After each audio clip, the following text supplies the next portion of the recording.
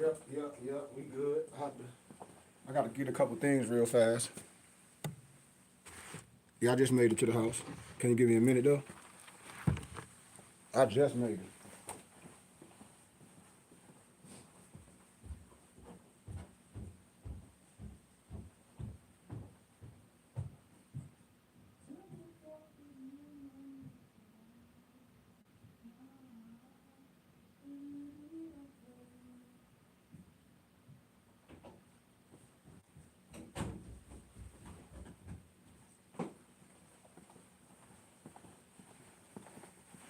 And tell me that is human nature. Why?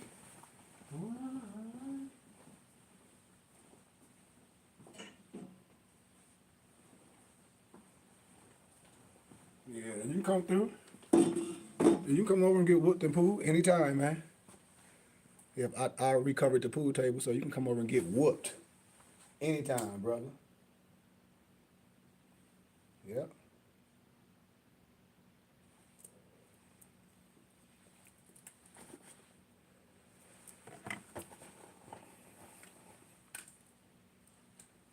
Okay. Okay. Hold on.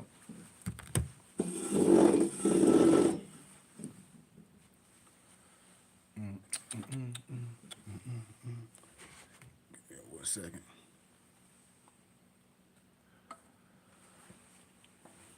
I don't even know. Can I see on this mod? Let me see. Let me fix it. I think I got it fixed. How it's sitting up. It look kind of dark. I guess that's good.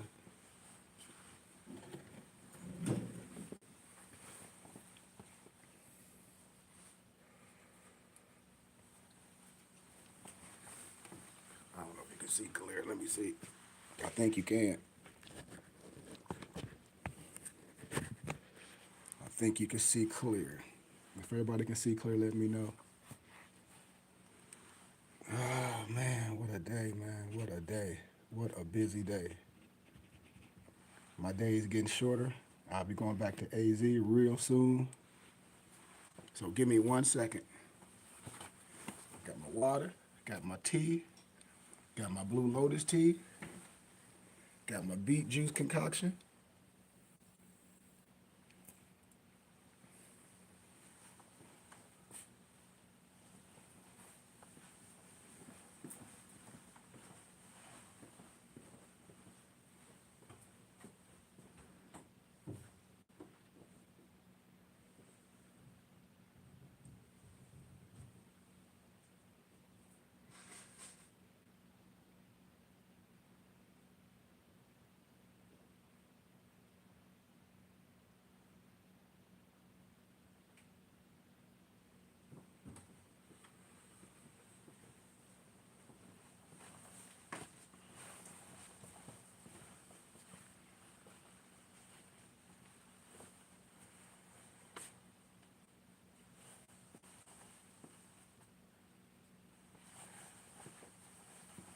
So we got that custom Noble shirt. See, you got that custom Noble in the back. This was just a first prototype. Now I get these button ups and all stitching and 3D print. A lot of them finished when I go back to AZ. I got a guy that made them custom for me. They are amazing, y'all. Amazing. And then we got our own custom tunics. So we got a lot going on. But 1 second.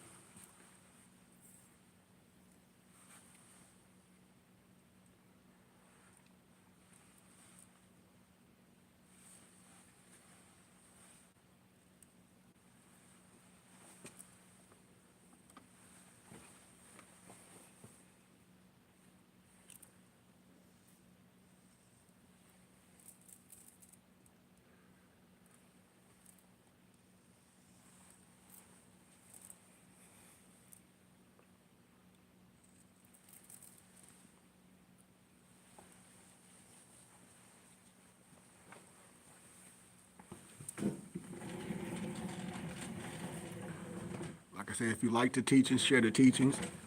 If you're on here to be a troll, I'm just gonna block you. I'm not even gonna respond to no trolling. Because that shows your aptitude and your mental health as an adult. And if you a kid, Get your butt off social media playing. You know? But it's a good day. Oh man, let me see.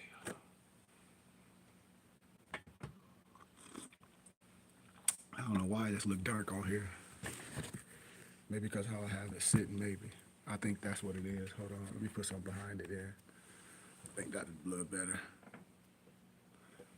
I don't know, let me see. Hold on, let me see something. My brother said this look dark on that platform. Give me 1 second. See, can I fix it? 1 second. How everybody doing on TikTok?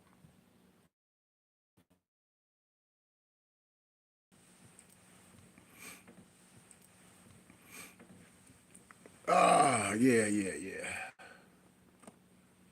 Had an amazing day. If anything, just share the teachings and like, man, and get the likes up. If you don't want to support, if you don't want to give a small donation and give literature and support our teachings in our school, that's okay. All we ask you to do is just get the likes up and share it. I give you things, you know, so we're going to talk about two pieces of things. I always talk about there's no excuse of not knowing the law in a court of law.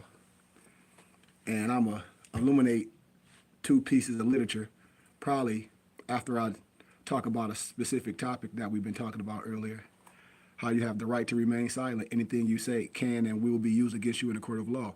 And nothing you say to the police, prosecutor, attorney, whoever, is going to help you with your case. If you're going to say anything, you need to be getting immunity. Nothing you say to no cop or to no one is going to help you with your case. It's going to be used against you. I guarantee you. So, with that, anybody ever seen this piece of literature? I'm gonna cover it up. I'm gonna cover up the topic of it, and then I'm gonna see, do anybody know what they're looking at? When everybody be saying they scholars and they educated, and I say clearly, you don't. A lot of stuff brothers don't know what they looking at or how to comprehend. Do you know what they're looking at? Do anybody know what they're looking at? And then if you do know what you're looking at, can you interpret it? Do you operate like that? Because a lot of things I'm going to introduce to you, you know, it comes from something. But this is America's oldest secret, the talisman of the United States, the mysterious streets, lines of Washington, D.C., signature of the invisible brotherhood. When I be telling people, I say, it's right in your face and you don't know it. Everything is written. And I tell my brothers, they don't know how to read. When you get to a certain level of wisdom, the job of the civil is to civilize the uncivil and then create a brotherhood. But a lot of our brothers is caught up arguing with each other, with religion. And that's what they want us to do. They want us to be argumentative with each other from a lack of wisdom, from a lack of understanding. And then you create no brotherhood, you know? So I'm not going to stay all into that, but that's one of America's oldest secrets. This one right here is the real Indian, is the Negro, AKA the Blackamoor. When I don't argue with no one, I say, man, I'm not getting ready to argue with you, XYZ. I don't care how you feel, your belief system. I'm not rolling with that, you know? But this was sent out to all students in the Ministry of Islam in the wilderness of North America by Elijah Muhammad, servant of Allah, dated, listen to this, 4-2-1936. And then it was issued again, January 1st. In January the 18th and 63. And this is packed with information. So when people be saying, well, this is not this is not this. Well, this was given to your Nation of Islam, the lost Nation of Islam. And it's things in here that I tell people you need to have, for you can look at it yourself. You don't have to listen to nothing I'm saying. You can get the Nanticoke Moor, the Lenape people, William Penn, eyewitness account of the Lenape, Nanticoke Moors. You can get documented things where you can ask people questions. And then they'll start dissing their own writings. They'll start dissing their own literature. But it'd be like, well, your teacher, this wasn't passed out? And so I don't argue with people. Like I said, there ain't no reason for me to argue with no one. I never do that. Wasting my breath, energy, and time. There's a lot of stuff that's in these documents that I can show. And people be acting like they don't know. And that's how we all separated. When I talk about the 4th of July, the Independence Day, a cosmic event, the Day of the Keeper. Why 4th of July, the significance date is it gives like a lot of the founding fathers, like Master Fard Muhammad, in this ancient history, in the astronomical days. That's why the Bible, the Quran, is nothing but a astrological, how can I say it, esoteric, how can I say it, Gnostic teachings that a lot of brothers I just don't understand the cipher. I promise you. And when I talk about the Kefir, the dung beetle holding the solar disk, and the beetle was the sign for Cancer before the crab. And the astronomical and astrological sign of Cancer is from approximately June 21st to July 21st. I'm not going to stay all into that science, but a lot of people know exactly what I'm talking about. That's why I say what I say boldly. That's why when I speak, I said, man, most of our people will get themselves caught up. Most of our people are already caught up. And that's why it's easy to get other brothers caught up that say they operate under more science. Because to me, it's poor science. When an adult will willingly do criminal behavior, that's to me, that's a sign of poor. And what type of poor? Poor thinking, poor judgment, poor everything. You see what I'm saying? Poor judgment. That's why I tell people, stay off the internet following people with this guru stuff. Stay off the internet following these people that say they got some plan and you can file this and file that. I'm like, man, that's cap. None of them are smart as Bernie Madoff. And everything is a pyramid, a Ponzi scheme. And when you see these brothers on each other podcasts talking a lot of fictitious stuff, we use the proper word is payola. Payola, P-A-Y-O-L-A, payola. All the stuff y'all be seeing on the internet, y'all be thinking it's real skits and all that. I mean, real situations, those are skits. It's the same people. We the only group of people that do this stuff. We the only group of people get on the internet and, how can I say, flash a lifestyle or then confuse something that's so good like this science and make it seem like you're going to automatically get something. And we're supposed to be pulling ourselves up by our bootstraps. It's no reason to beg for nothing. We don't have to do that. The key to salvation rests already in our hands. We already got the key to salvation. And then we letting these people get us on the level of begging. And you can file this. If you can file it, they can too. If your social security number is attached to these millions, tell them to show you the money. They can't even show you the money. Oh, so your social security is the only one that's attached to millions and theirs not. Like, I mean, you ain't even thought about that in 1 second. If your social security number is attached to all these millions, where's theirs at? They ain't showing you no real money, no real line of credit. They ain't showed you nothing with nothing on it saying this came from this. You ain't seen no court procedures. Everything is a straight up mystery. That's how you got to know it's fake. Ain't nobody went to court. It ain't no precedent in law. It ain't nothing, no doc number or nothing. You can look this stuff up. All this stuff is straight up fugazi. We call it double talk. You know, we call it double talk. I call it the hidden foreign text known as dog Latin, and it's being used against you. Because this is what everybody say, oh, in caps, in caps. In caps don't mean what you think it mean. Now, in caps mean something, but in caps don't mean what you think it mean. When you coming from that context, because your context is twisted. And anybody that's promulgating that stuff, they know not to get on here. Because I'm gonna tell you where they going and where everybody following them going, or where they already done went and they done came back out and they doing it again. I tell people this stuff is gonna happen. I don't care if they run to China. I don't care if they make some fake plates. It was some dudes in China doing it. These are Moorish American plates, and they was arguing with the other Moors. Well, I forget the ride of them, whatever the Moors was. And I said, oh, these people was in the same camp. Some ran to China and doing the same thing. I know what game is. I know what game is. These people get you caught up. These is facts, and people have been caught up. Justinian deception, the hidden foreign text known as dog Latin. You know? That's the concept of modern day slavery when you don't know the words that are coming out of your mouth. I'm telling you, when you're in the arena of the law, because most people on here will get a court appointed attorney, and you're gonna plead to a lesser charge. The first thing you're gonna say is you're not guilty. So when you say you're not guilty, that means you saying that you're guilty of something. How? Because now you got to prove it, and you don't even know these things. It's certain verbiage that'll get you caught up what in a volley. You know. That's why I say you got the right to remain silent. Anything you say can and will be used against you in a court of law. Nothing you say is going to help you in your case, nothing, poo diddly, unless you get immunity. If you're not getting immunity, then I don't know why you even opening your mouth. I don't even know why you're on social media talking about a case. That's why I tell people, I'll be like, oh, you telling. How? Because you telling. What do you mean? You telling. What? Anytime you give information, you are telling.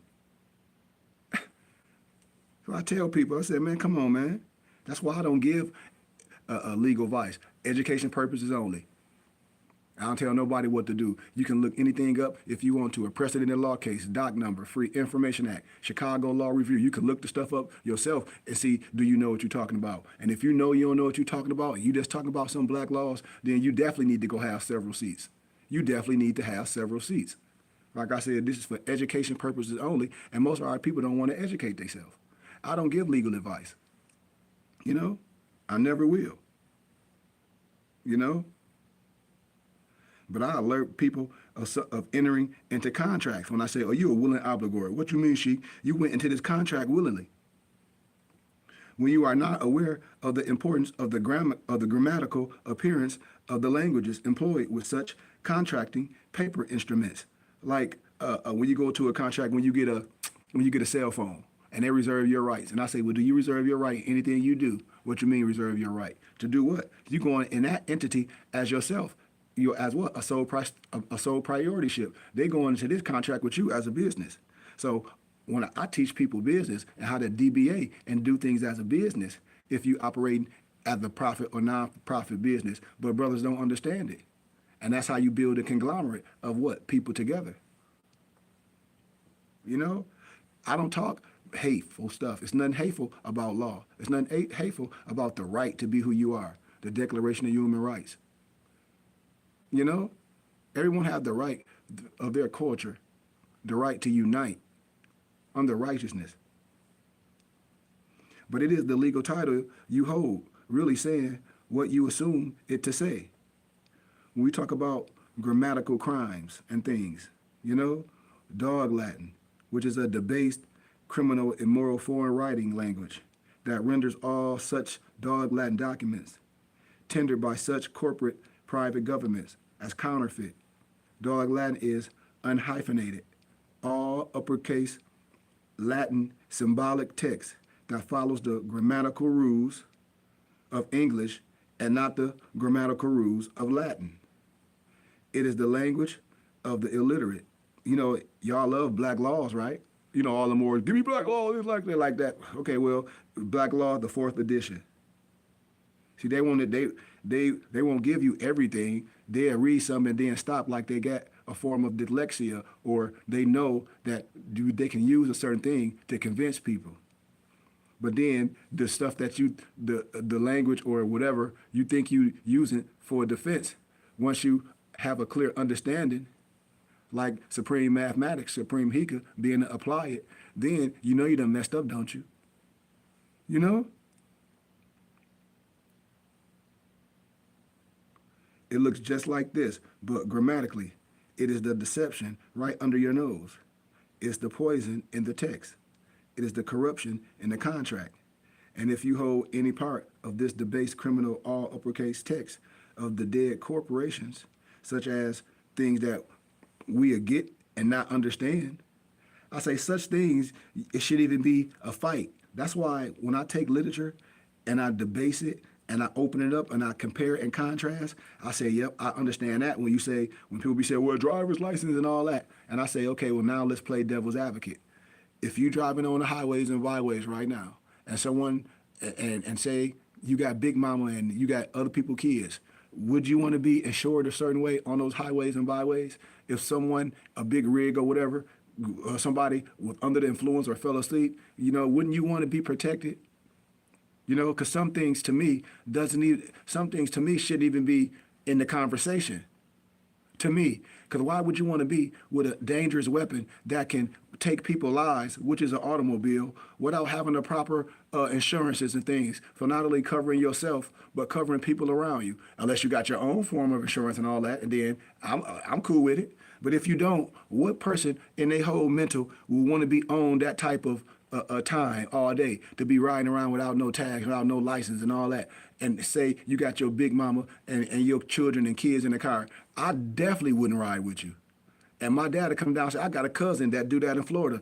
I don't care if he on here or his brother on here, because he be on my page. Ain't no way in hell I'm getting in the car with cuz. They know that, because I'm who I am.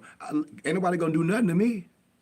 I'm gonna tell you exactly what it is. I do not roll like that. How to change your life? Would you teach this stuff to your kids? No. So those things to me are meaningless. Because if I want to do all those things, I'll do it on my land. You see what I'm saying? So some stuff to me is meaningless. I choose to participate in certain things. I don't care how nobody else feel. You know? And you see these people spending their whole time a day, like Bobby Hemmett called them, paper terrorists with education purposes only, wasting their time. You know? Wasting their time. That's what you see these brothers doing. That ain't me. I don't promulgate that. You know? You know? So I use these things to help people understand and compare and contrast, you know? People be trying to use it to come out of things. And I said, well, you can come out of something and then still be a part of a community. Like when these people say they're going to expatriate from the de facto government and still live in the community. Their girlfriend still getting welfare. All these things. You still got a house. You still got to pay taxes. And you're going to do something like that. You ain't out of the country. You don't have dual citizenship with no other country. When these Moors on the internet say that they from the Moroccan and we from the Moroccan Empire, and I'll be like, who is we? Who is we? Because I know where I'm from. Well, we from them. No, we not. You don't even know your family history. You talk about some we. You know? Just like when we look at Oxford English style manuals. What style manual do you use in order to construct certain Queensland driver's license with the name appearing in all upper cases?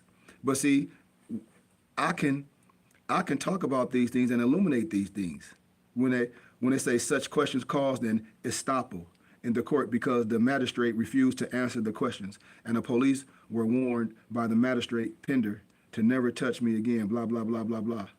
But in this dog Latin, remember what I tell everyone. Number uno, willing obligor.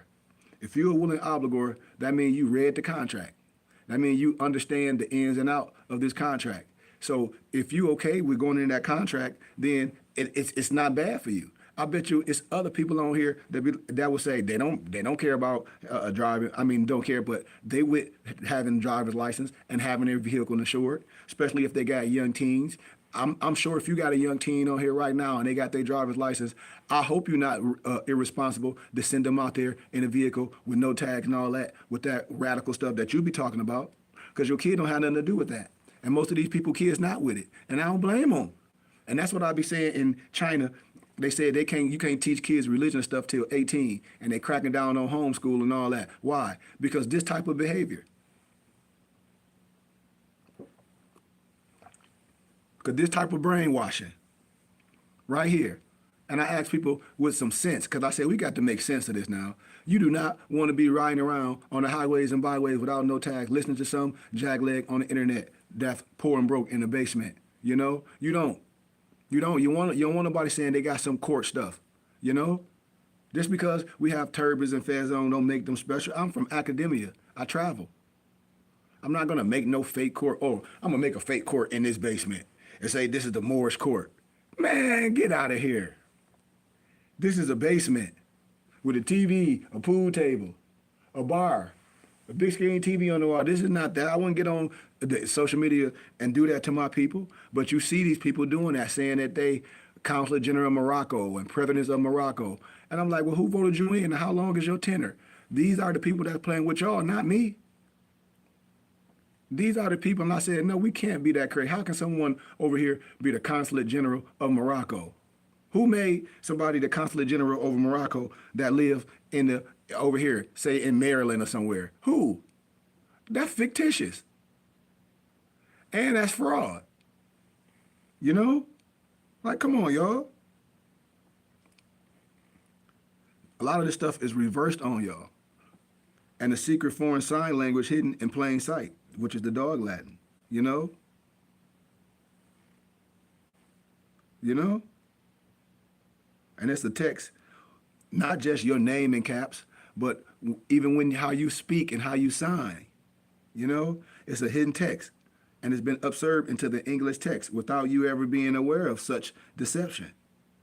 You know? Causing such a corruption in the text take on a different meaning than what you ever assumed. You know, the story explains how a foreign alien text appears in contracts, court orders, license, and passports and all this, without you ever being aware that such a foreign text existed. You know? And so when we talk about uppercasing, when I say people can misconstrue the uppercasings, it's just the glossa, the upper case, the Latin text appearing on any document. It's not English. It's an illustrative text, which is a picture symbol, and not a descriptive text such as English. It has no jurisdiction with other written texts, such as English descriptive text, unless agreed. If it's not English, it's not common law in this context. The poison in the text of glossa is now identified as dog Latin. It has no correspondence with proper written English appearing on the same page. It has a corruption that can only be agreed to. That's why when people say I'm a stickler, I say, man, I read contracts. And that's why in school, I tell people before you sign anything, I hope you have somebody in your best interest that love reading contracts and can tell you what this word means. Because a lot of people sign contracts and then you be like, damn, my mortgage done went up this percentage. Yeah, it's a word in there that says that. You have a floating mortgage. Well, I know what that word means. I did sign. Yeah, I know. You don't know the percentage? You don't know the percentage on the interest when you get a mortgage loan? Well, they didn't tell me. Okay, well, it's in the paperwork. Sometimes the paperwork might be big. But if you don't have no one of your best interests, sometimes people can go in those contracts without knowing the total ins and outs. I've seen it, regardless of what they say. Regardless if they say, here go the paper, read all these papers, you got 30 days. And the person just signed it. Or they won't give it to someone that had their best interest. But it is what it is.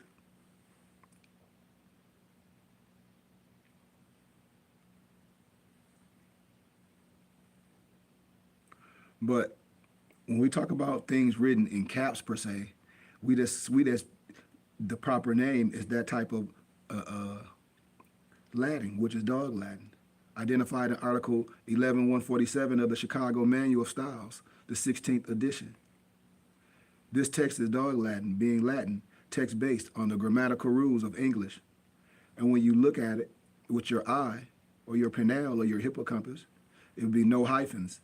This is known as the base Latin, dog Latin, language of the illiterate, which you can see in Black Laws, because Black Laws is just a dictionary, a definition book of terms. I'm sorry, we don't use that in court for precedent and law. I'm telling you, you got Black Law 1 to all the way 10, whatever. And, and it's noted as criminal under the English dictionary, identified as a dog Latin, being a debased form of text. Debased synonyms appear as criminal and immoral and evil and as counterfeit, along with many other declinations. Now, I'm not saying you be a criminal or nothing. I'm saying a lot of times the words that you say can get you caught up. There is no jurisdiction between two separate languages appearing on one document, right? This is the guts of the deception crime. English and Latin, or dog Latin, cannot exist as one jurisdiction. I gave y'all Article 11-147, the Chicago Manual of Styles. When I divulge in Chicago Law Review, just like you see a lot of people in college and they be looking at cases and analyzing cases, I had the pleasure to do that. That's why I said once I learned this, I said I can never be a defense attorney. Why? Because I'll be able to get a lot of people off. How? Just by technicalities that most attorneys and stuff not going to say. what I am, but then I'll be getting a lot of people off, and I know that they're guilty. And I don't have a conscience for that, so I stay out of that. That's why I help people not do that. And I give people things to research and say, get it to your attorney, get it to your attorney, ask them this, because I know how to find precedent in law cases, doc number, Free Information Act, certain things that I know how to look at that I'll be able to find. That's precedent and give you for defense, you know?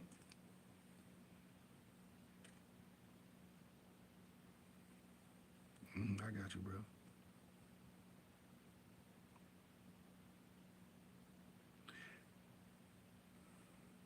The reason why dog Latin is used to deceive the public is because, as a foreign written language, it resembles English text closer than any other written foreign text.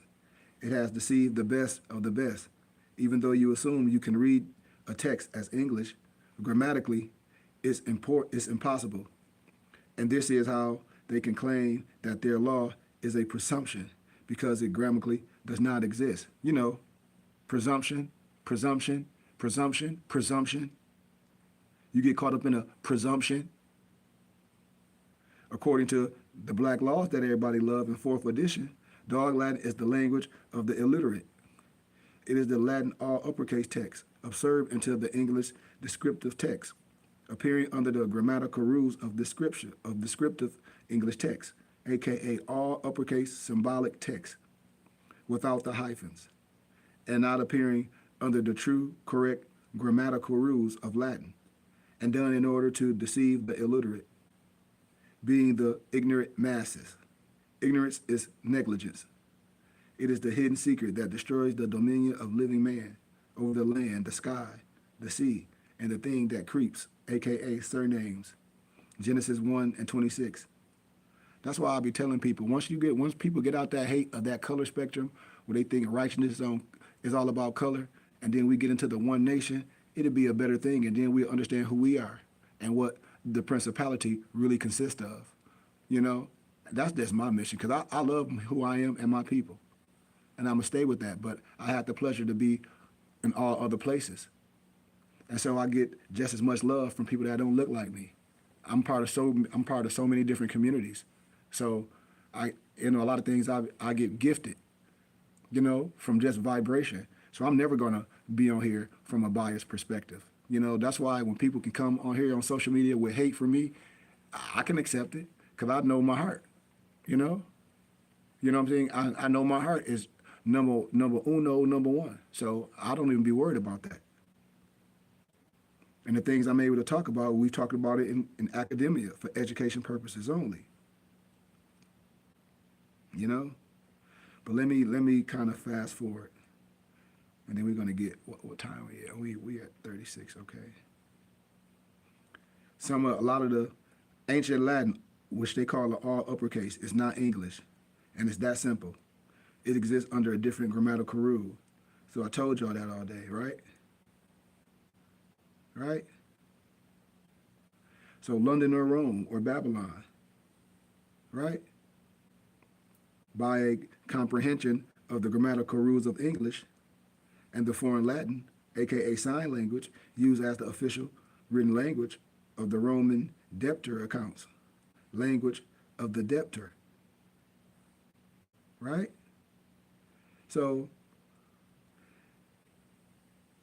in England and its city of London, really England or Roman Empire, such as choice exists. So I don't want to stay into that, because I go so far with it, man, and a lot of people, you're going to see them still following these certain people that's riding around telling you to file this and file this, and what I'm saying is being used on you. This is what I'm saying. And I don't have to say any names. This is what's happening. I hope people understand it, and they know this so much, and they know that you don't know. So it's easy to get you caught up in this web. It's easy. When we say occult in this context, it means hidden. The Latin meaning for Latin is concealed, hidden. The ancient Latin, all uppercase text, dog into dog Latin, is the copyright property of the debtor. of the certain Vatican and the military and the Roman Empire. In this context, this is where things originate. The Latin meaning of Babylon, is baby for a long time. That's why the infantry of the Roman Empire, aka the United States military, are called the infantry. They are the infants, the children that have not grown up. Don't y'all know the United States give a certain country Israel billions of dollars a year for their military? You know this, right? I hope y'all know this. Look it up. It's deeper than what we say. So when I speak of things, I just have the pleasure to do this, you know? This Justinian deception, you know? When you get caught up and it be the DEATH of humanity. I didn't say no color. I said we here to lift up fallen humanity. When I say a 5%er, I say 85% of the world is dumb and blind. 10% of the world know the truth but won't tell it. I call those gatekeepers, especially in our community. But it's 5% of us that's no, it's not contingent on color and all that. 5%, those are the ones that's going to teach and going to stand strong and use all platforms and use anything to be able to, stand strong on all levels and protect people. That's why I said I'd never lead my people into a burning house. Never. You know? Never. We're going to make things plain so you don't get caught up. Remember Justinian, the Emperor of Rome, 527 AD, 565 AD, right? Principle of corporate dead governance of the dumbed down, distracted masses, right? You know how somebody can distract you and have you sign something? When I say in advance, oh man, we got to advance. I say, yeah, but advance, it means you owe it all back. And you don't even know the interest that's attached to that advance. It's things in contract that'll tell you owe for life, but you ain't gonna own nothing. I hope you can do tours in your old age.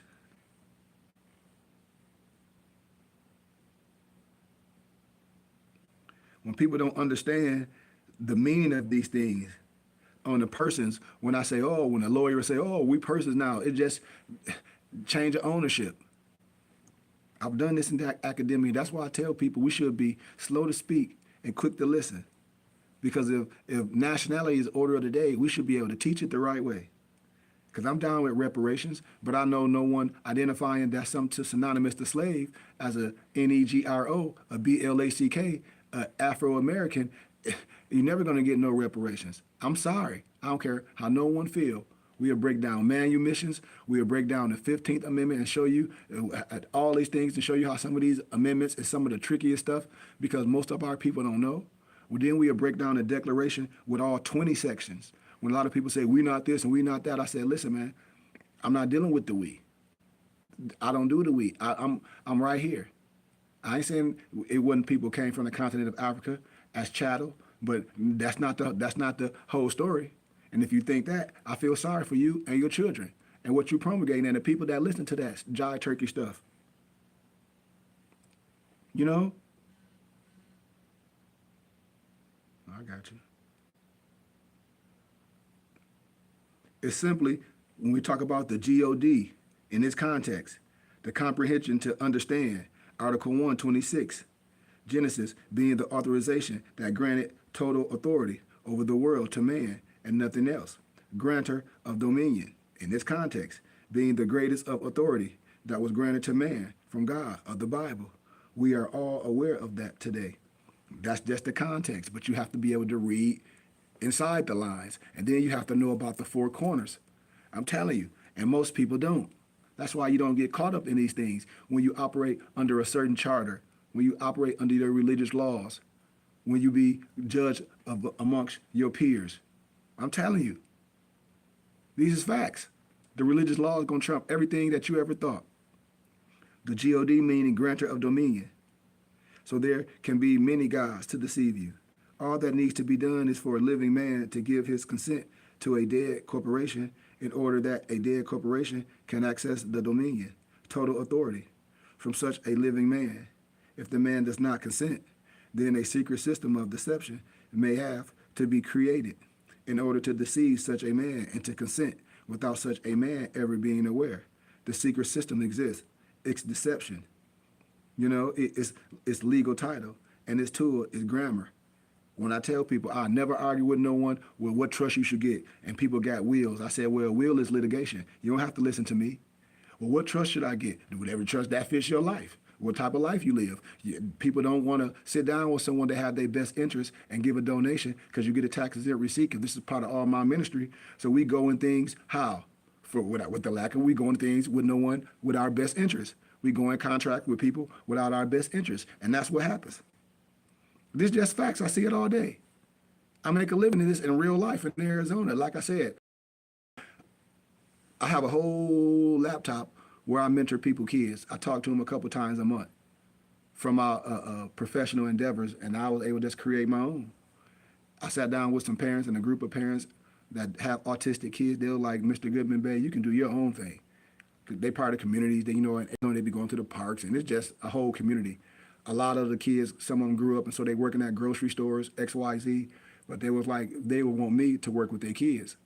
And so I created my own mentoring, working with them type of kids. And so I don't even have to charge the insurance. The parents pay me. I bill them.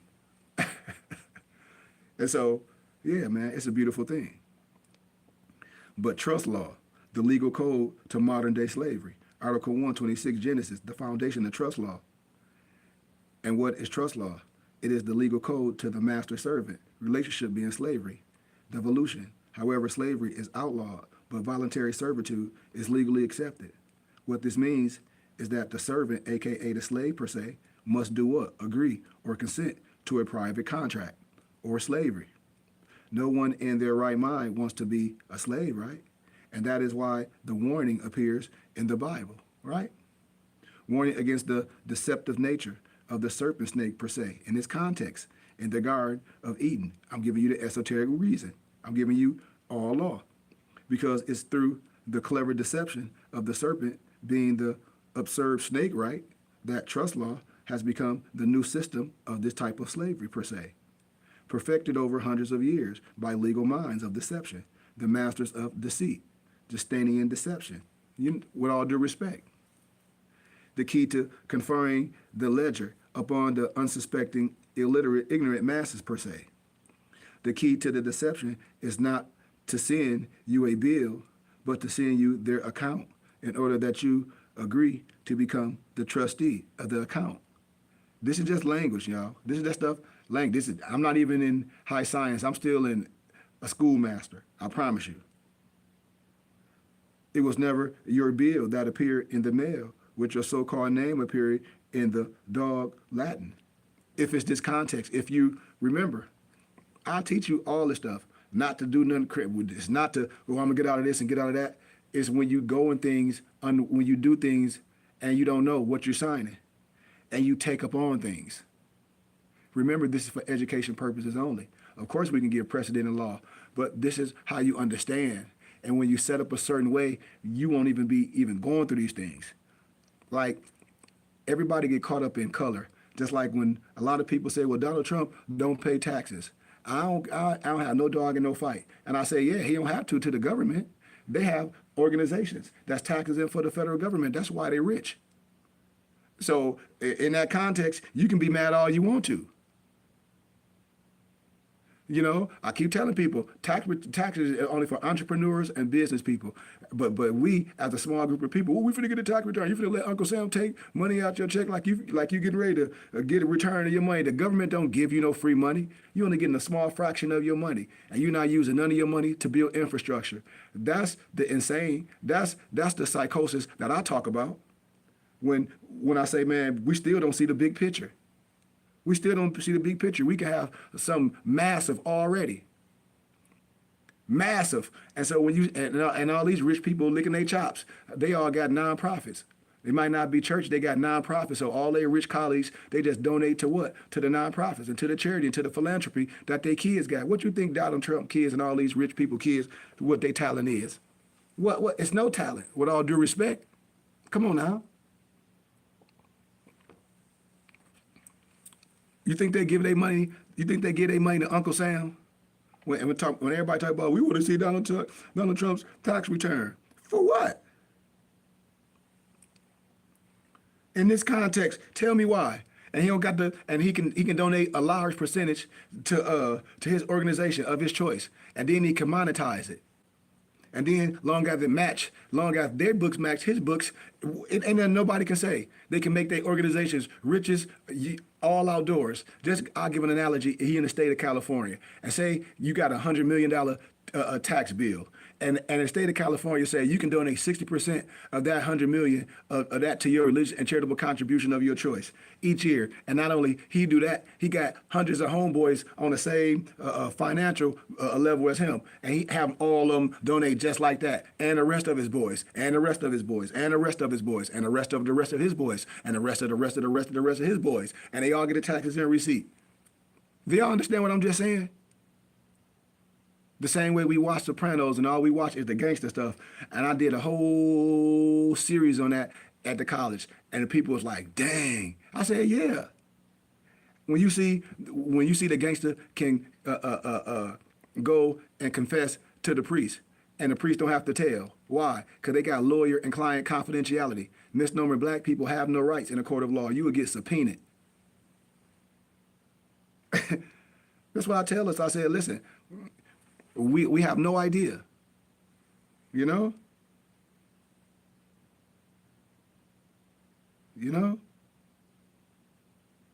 But dominion is the hidden authority. Without that one simple Article 1, Genesis 1:26, being the granting of such dominion over the land, the sky, the sea, and the thing that creep, man would never have any legal ability to govern anything. Such a biblical statute also prevents any form of governance over man, because man has the highest authority over all living things on this world, as well as the authority over the thing that creep, and the things that creep, the legal dead surname, being in Latin, the name that creeps up from below. I'm just saying, it's just like when I tell people about a home and they say they own a home or they own their land and all this, and when you lose your house for back taxes, you can't call them and say, okay, well, come jack up this house off my land. I'm finna put my modular or my double wides on it. Okay, come jack the house up. Come take your house. Come take your house. Because most people don't know the contract when they say they got a land contract. Okay, so if the house is on the land, you got the land contract, then tell them to come take the house off your land. Or did you buy the land outright and just have a developer's? No, you got a mortgage. And so is your land attached to that mortgage? You know, because when you buy a house, are you buying the land, and is the land attached to the house? Do you have these things in writing? It's in the contract. You can't just assume. With all due respect. But deception, what happened, what was going on? This deception concept ever perpetuated against living man in modern known history. He killed man without anyone ever knowing that they were all legally dead, sacrificed at birth, dumped into the sea of commercial paper. In order to be salvaged by the Roman Empire before they were ever aware that they were assumed dead, lost at sea, and never likely to return, Justinian, the emperor of Rome, and his legal team between 530 and 560 AD created a governmental masterpiece of the modern-day deception in order to deceive the public into falling into their private military contracts of the Roman Empire under the direct control of the Vatican in order to forego true justice. And we still going for educated purposes only. And shortly after the Magna Carta in 1215, Arcasius was a Roman jurist. In 1230, in the Hohenstaufen dynasty of the Roman Empire, had completed the Justinian Glossa Corpus Juris Code, laws of the dead corporation system. And such a system is now fully in play, operating under this certain concealed wisdom.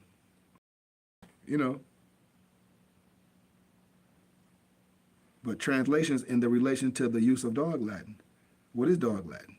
Well, everybody loves black laws. But in that dictionary book or that term book, it's the debased form of Latin text appearing under the grammatical rules of English. It's unreadable. So what does it look like? It simply looks like this. And where do you find it?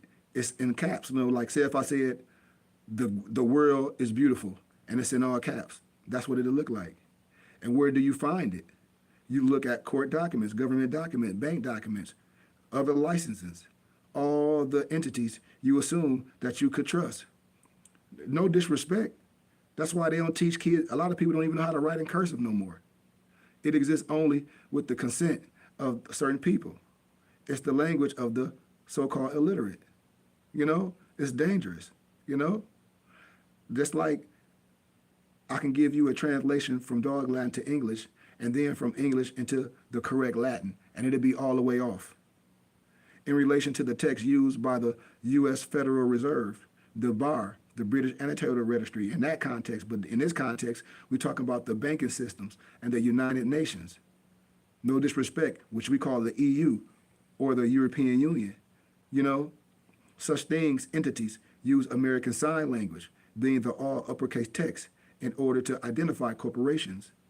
You hope what I'm saying? So how are you DBAing? Register with the United States Securities and Exchange Commission. Let me tell y'all something. When these gurus on social media tell y'all that your social security number is attached to millions, well, just tell them to show you they millions, because they got one too.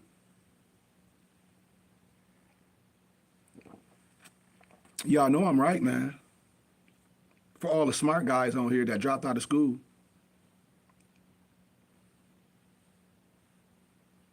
The translation into ASL, American Sign Language, appears as everybody's operating license. Now, I ain't saying there's nothing wrong with having one. I'm just stating the facts. Because would you want somebody to take your kids and your grandmother and family in the car with that radical stuff? No, you wouldn't, because I'm not allowing it. And everybody that's doing that, they don't have no more money. I promise you this. It's just a waste of breath and air. I promise you that. When you write, one letter might be capitalized, you know? So when I translate the cat sat at the mat, I'm using the same explanation into the Latin in relation to Article 11-147 of the Chicago Manual of Styles to see what happens. In parentheses, the is capitalized, the rest is lowercase. The cat sat on the mat equals everything capitalized now. You know, the cat sat on the hat, and you have hyphens in the middle. Now from Dog Latin to English, capital, all capitals in parentheses, equals, in parentheses, THE, capital THE dot, capital CAT dot, capital SAT dot, and so on and so forth. And you can see the second example that I gave translated into nothing readable. You know the second one I gave y'all with, you know, with in parentheses, capital, the cat sat at the mat equals, in parentheses, capital THE dash, capital CAT dash, capital SAT dash, O, capital ON dash, you get it, in parentheses. What is that? You see? That's why the second is called Dog Latin, or Dog Latin, being the language of the illiterate. It is debased. It's declension, or a debased meaning. It's wrong, immoral, counterfeit, and void. What I'm saying, you shouldn't even be caught up in that web anyway. But of course, we get these gurus that sit up here and make a whole bunch of stuff. When I be telling them squatters have no rights, I'll never go on a contract with no squatter. I'm not going to get no advice. I'm not going to get no eviction notice and all that, because I know you trespass off top from day one. So if you trespass, I already got my legal security. You better hope we don't catch you. We better hope we don't catch you, because the same way you went in is the same way we going in. We don't care about nobody changing no locks. And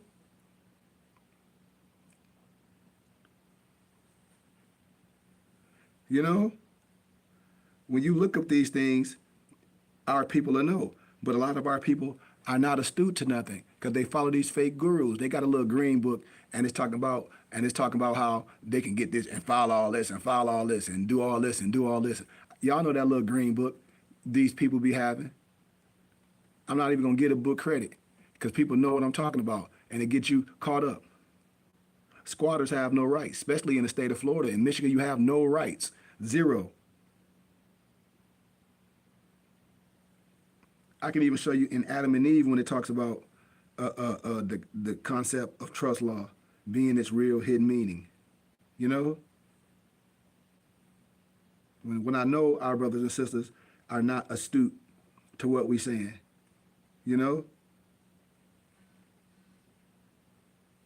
I told them I don't even. I'm finna block them, man. They keep sending me stuff. So when people say, well, what is God in the legal degree? Anyone who grants or creates is the God of what he grants or creates. The grantor is the master, and the one who accepts such a grant is indebted, being the slave or the servant. Even if you grant a deception, the one who accepts such a deception is obligated because the grantee agreed to whatever the grantor granted. Right? Right. So the granted, the person, not the first God of existence. God granted existence, not death. If you are a person, your God is not the first God of the living. Your God is the second God of death, the serpent. A person is a dead entity, a corporation subject to the engraved world of the dead. So when you talk about serpent, Vatican Rome, and the benefactor, the factor quasi holder of the equitable title of Eden and all the mineral and energy reserves because of the true first beneficiary, being man, has been evicted. What? Via deception. You know, right? Right. Right. Remember, these certain systems grants their system of mass control by deceit to the empire in order to administer it. That's what we under. But we don't have to stay too far in that. I want to highlight a specific, let me see where we at. Oh, we in good time. I want to see, can I find a little specific topic in here? See if I can find it for you.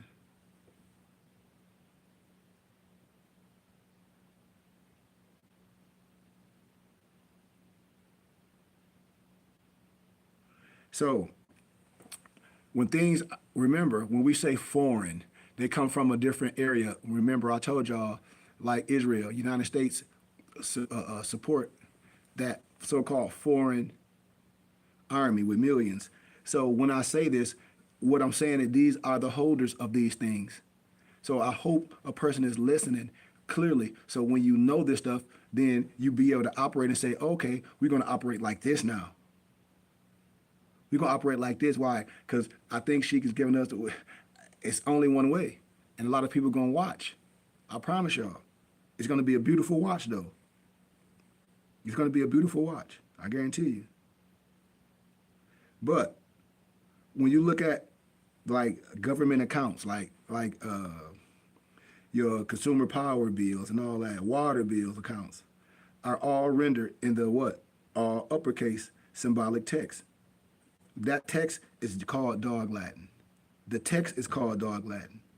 Why? Because they are grammatically telling you that the accounts are foreign and have nothing to do with correct English or even correct Latin. Are you catching me? I didn't say, oh, are you saying this? No, I hope you listening to the words that are coming out of my mouth. That's why I have to speak on these things. And if people don't know what I'm talking about, then they go assume. And then people say, well, that is not what that man was saying.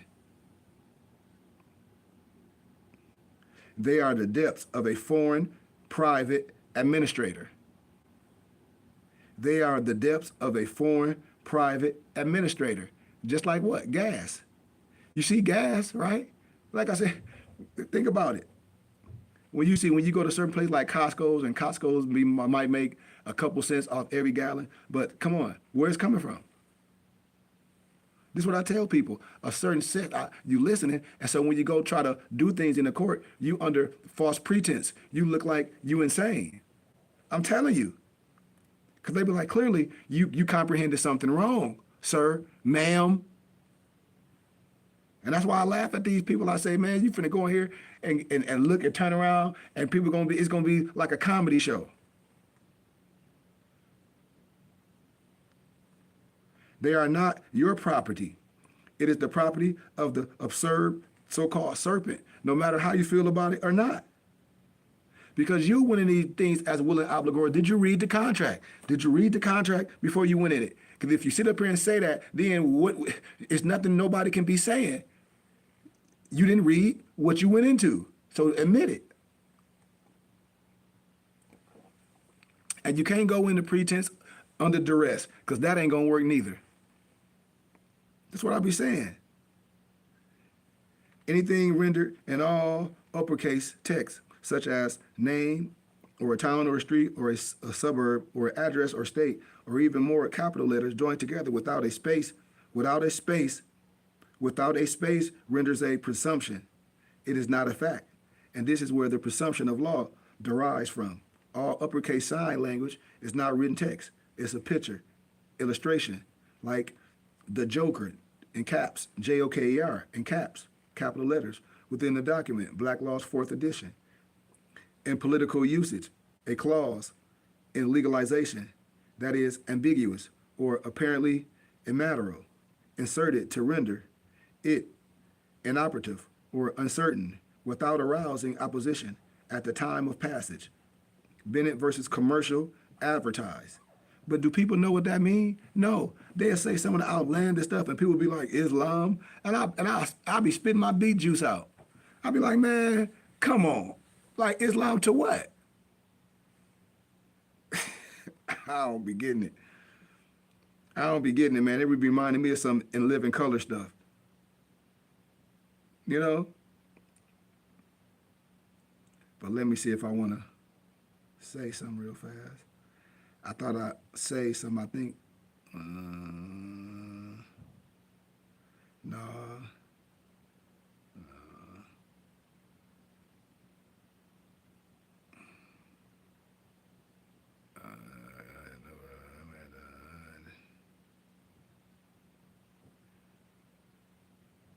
So, if a lot of people are aware of what we call the New World Order, when people like you hear Moors always talk about maritime jurisdiction, when they talk about the government did to people in order to acquire consent, because I tell everybody, most people are willing obligors. You have to give consent. You would never trust certain things, the media, police, and courts, and all that. So it's a lot that our brothers and sisters don't know because we don't have these conversations. But let me see. Let me see.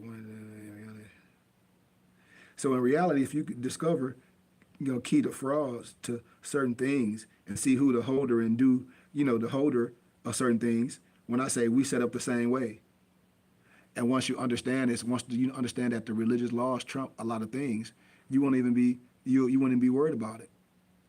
Because a lot of us think, oh, we don't have to pay no tax and we can avoid that. No, you still have to do a certain thing and support your religious and charitable contribution and build infrastructure. That's what you should want. And then we don't have to give all our funds to Uncle Sam per se. You know? I'm telling us. So this right here, I'm just gonna skim through it real fast. I'm gonna skim through it.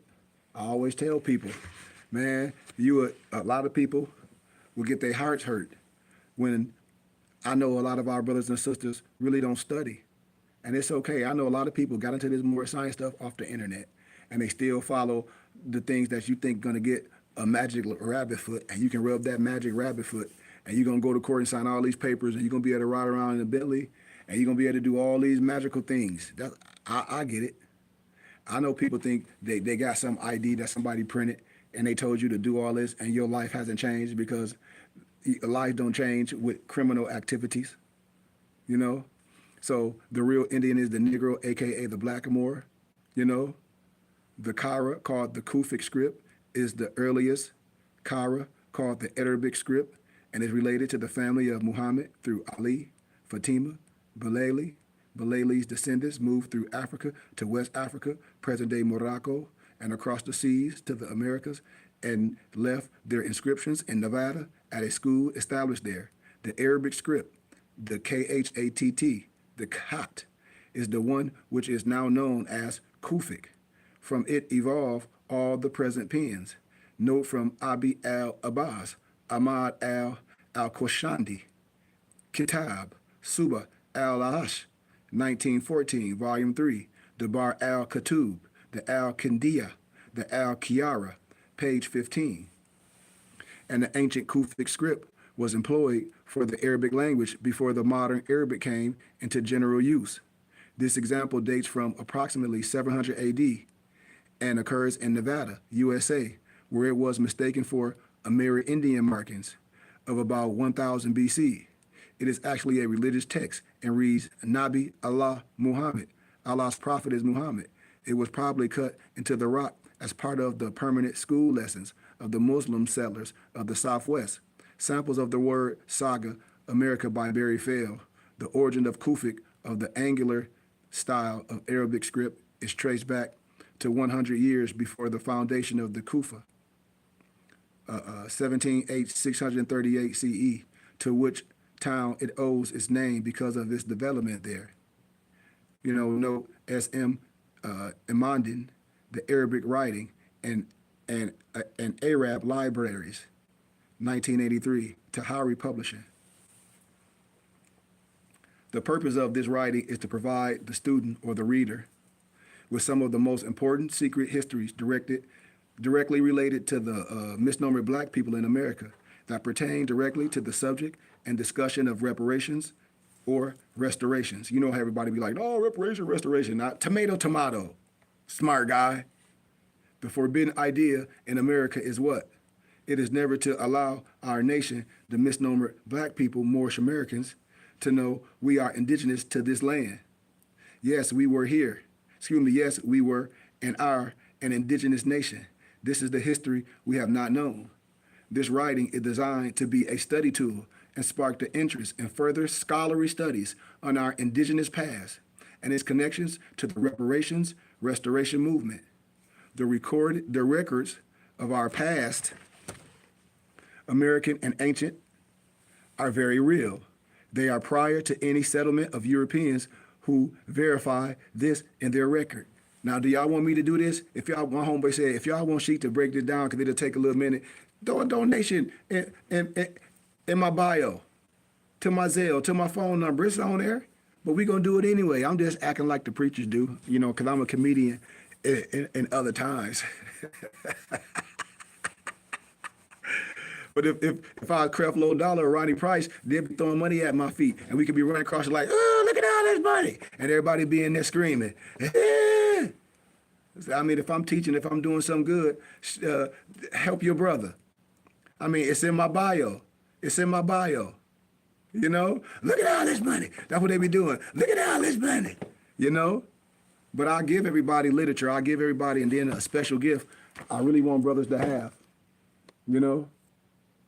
I really want brothers to have, because a lot of stuff that was gifted to me, I know a lot of our brothers don't know, especially my Masonic brothers, that's Prince Hall Masons, and my so-called Eastern Star sisters that took an oath. I have a lot of wisdom to try to wake you up from that shallow grave, with all due respect. With all due respect. And yes, whoever put a, you know. So, the book, African and Native Americans by Jack Forbes, paints what somebody say, what the F? I don't know if they being respectable or not or whatever. I don't know. But anyway, the book, Americans and Native Americans by Jack Forbes, paints a very different picture of history than what most of us were taught about the origins of black people in the Western Hemisphere. We were taught that misnomer black people came from Africa as slaves, that the Red Indian was the true Native American, and that white people took misnomer black slaves from Africa and stole the land of the Red Indians. This story is nothing but a giant fiction, a novel made up by, you know, Eurocentric and Negrocentric historians to deceive the masses about the original history and people of the Americas.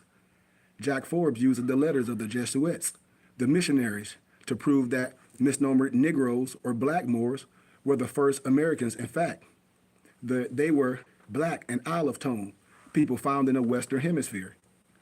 Commenting from the Jesuit letters on the appearance of the Native Americans, Forbes states, and I quote, "That's why when I tell people and I do lectures, because I've done this in academia, I never argue with a brother that they're not coming from history, because they've been told a story. Just like a lot of religious people, they've been told a story. You know, they've been told a story. And I say, man, that's not real scholarship. You know, So a lot of stuff I wouldn't even argue with. I wouldn't even take the time to be debating with no one. That'd be a waste of your time and definitely mine. You know? But for example, in 1519, it was said of the Brazilians, well, I'm not going to read in Spanish, but it says that the same writer remarked that the Brazilian canoemen have saw were so black that they could have been taken of sailors on the Sea of the Styx in hell. The author continues his comments on the appearance of the natives in North America from the Jesuit letters. In 1524, in Carolina coast, people were said to be of dark color, not much unlike the Ethiopians. The term Negro and Indios were used interchangeably to describe the natives in the journals of the early missionaries, who could not have possibly been referring to Africans. From 1549 through 1565, the letters of the Jesuit missionaries in Brazil, usually addressed to the colonies in Portugal or Spain, frequently refers to the Americans as Negroes. In April of 1549, Manuel de Nobrega, the leader of the Jesuits, addressed a letter from Bahia to Simão Rodrigues in Lisbon, in which he refers to the Portuguese in Brazil as living in sin because of their having many negras, Negras, negras, and lots of children by the said black women. Thus the Jesuits father called the American women living with the Portuguese men negras, a term which, according to Leith, could not have been denoting people from Africa because in 1549 there were few or no African women in Bahia.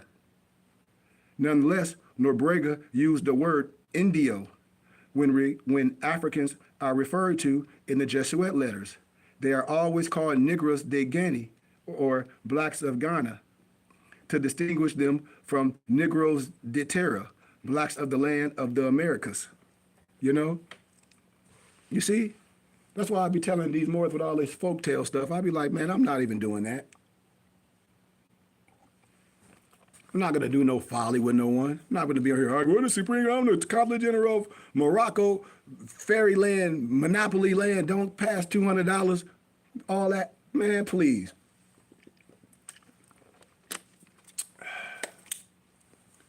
A very interesting letter is one prepared by Dos Minos de Colegio de Jose de Bahia, that is by a young American studying in the school, Diego Tapimba, and Periba Montiga, and Quantilla, although probably edited by a Jesuit.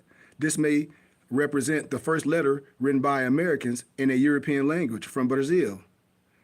In it, they refer to the American leader, El Grillo, as a Negro, and to other natives as Negroes. We find, for example, El Grillo, who is a Negro very well known and feared among them, and that El Grillo's Negro Muya grave. El Grillo was at the same time an Indian pagan and a friend of the Portuguese. In August 1552, Nobrega wrote from Bahia, South America, to Lisbon, Portugal, referring to the native peoples as Negroes. In May 1554, Antonio Balquez from Porto Sergio wrote to the Jesuits of Coimbra that it was preaching to the Americans called Negroes. He also referred to the Negroes and Los Mamelukes, this Lara Terra, as pupils. The editor notes that by Negroes and Negras, he meant Indios and Indias. The history, as recorded by their own, with all due respect, white hands, bear witness that misnomer black people are the indigenous and first Americans.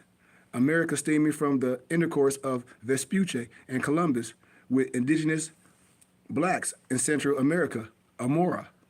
They use above of Mamelukes to describe the Negroes, which stems back to Kara al-Qiyan, Arabic word for Mameluke. Qara-algonquin, Arabic word for Maluk or Mamluk, Mamluk, also shows the indigenous Moorish presence in the Americas. This history spanned from the first encounter of the Europeans with our ancestors of the establishment of the United States of America and the Revolutionary War. You know?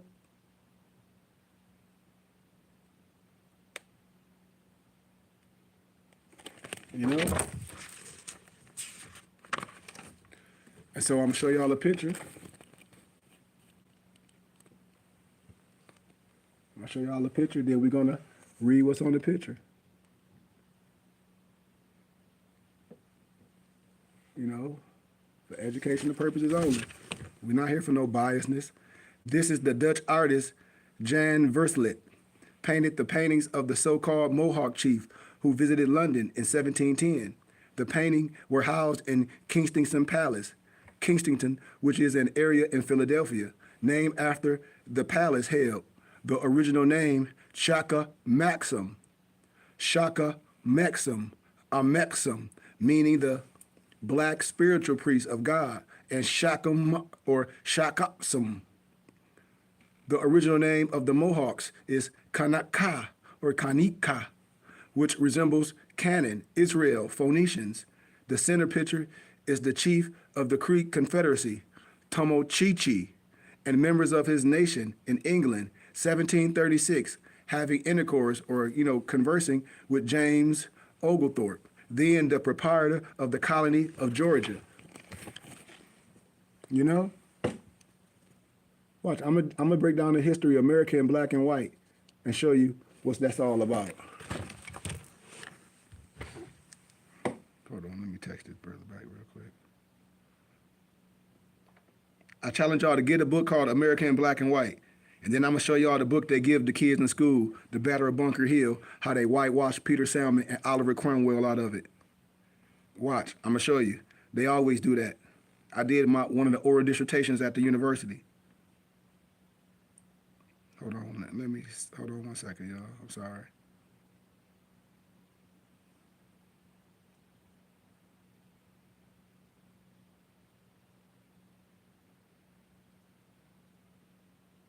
I'm gonna show y'all the book.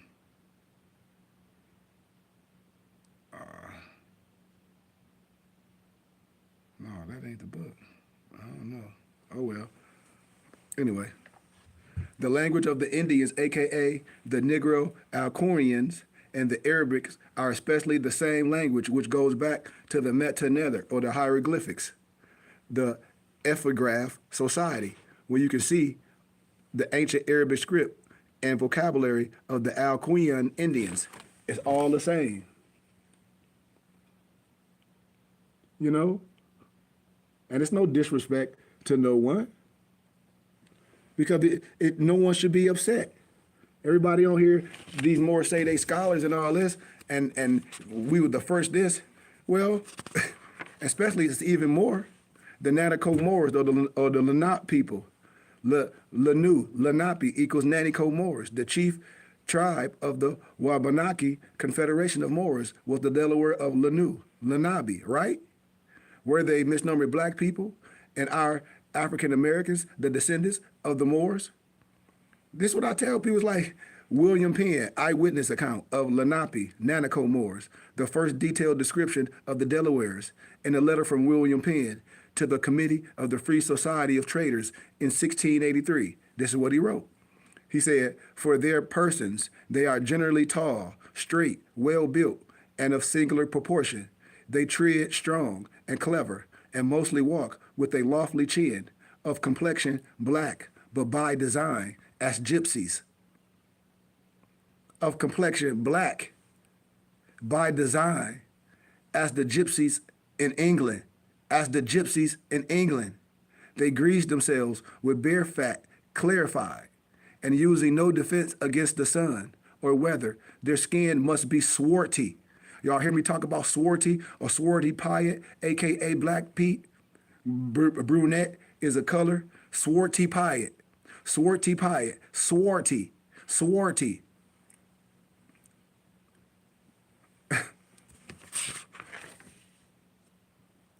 The three branch systems was copied from the Moors, so-called Delaware, Lenape, Nanticoke Moors of America. It's there, you know? I'm not even going to stay too long in that. You know, when I can show pictures of people that be housed in things, when we show descriptions of what was happening, when people say they don't know what was happening in certain times, yes, you do. When certain groups, religious groups, they say, well, we don't know what Noah dropped, we don't know this history, but this was passed out in your group. So I'm not here to argue with no one. I'm just going to look at you and keep it moving. You know, Chief Black Hawk was chief of the Sauk, or the Shock. His birthday, they say unknown and all this, blah, blah, blah. But it'd be too long for me to get the documents and show you all this stuff. The name Black Hawk is reminiscent of the Black Hawk or falcon of the Kemetic tradition, representing Horus or Heru, the resurrected son of Osiris, the anointed one. Black Hawk was born Makinakshiak, or Mashak, is the Hebrew word for Messiah, literally means the anointed.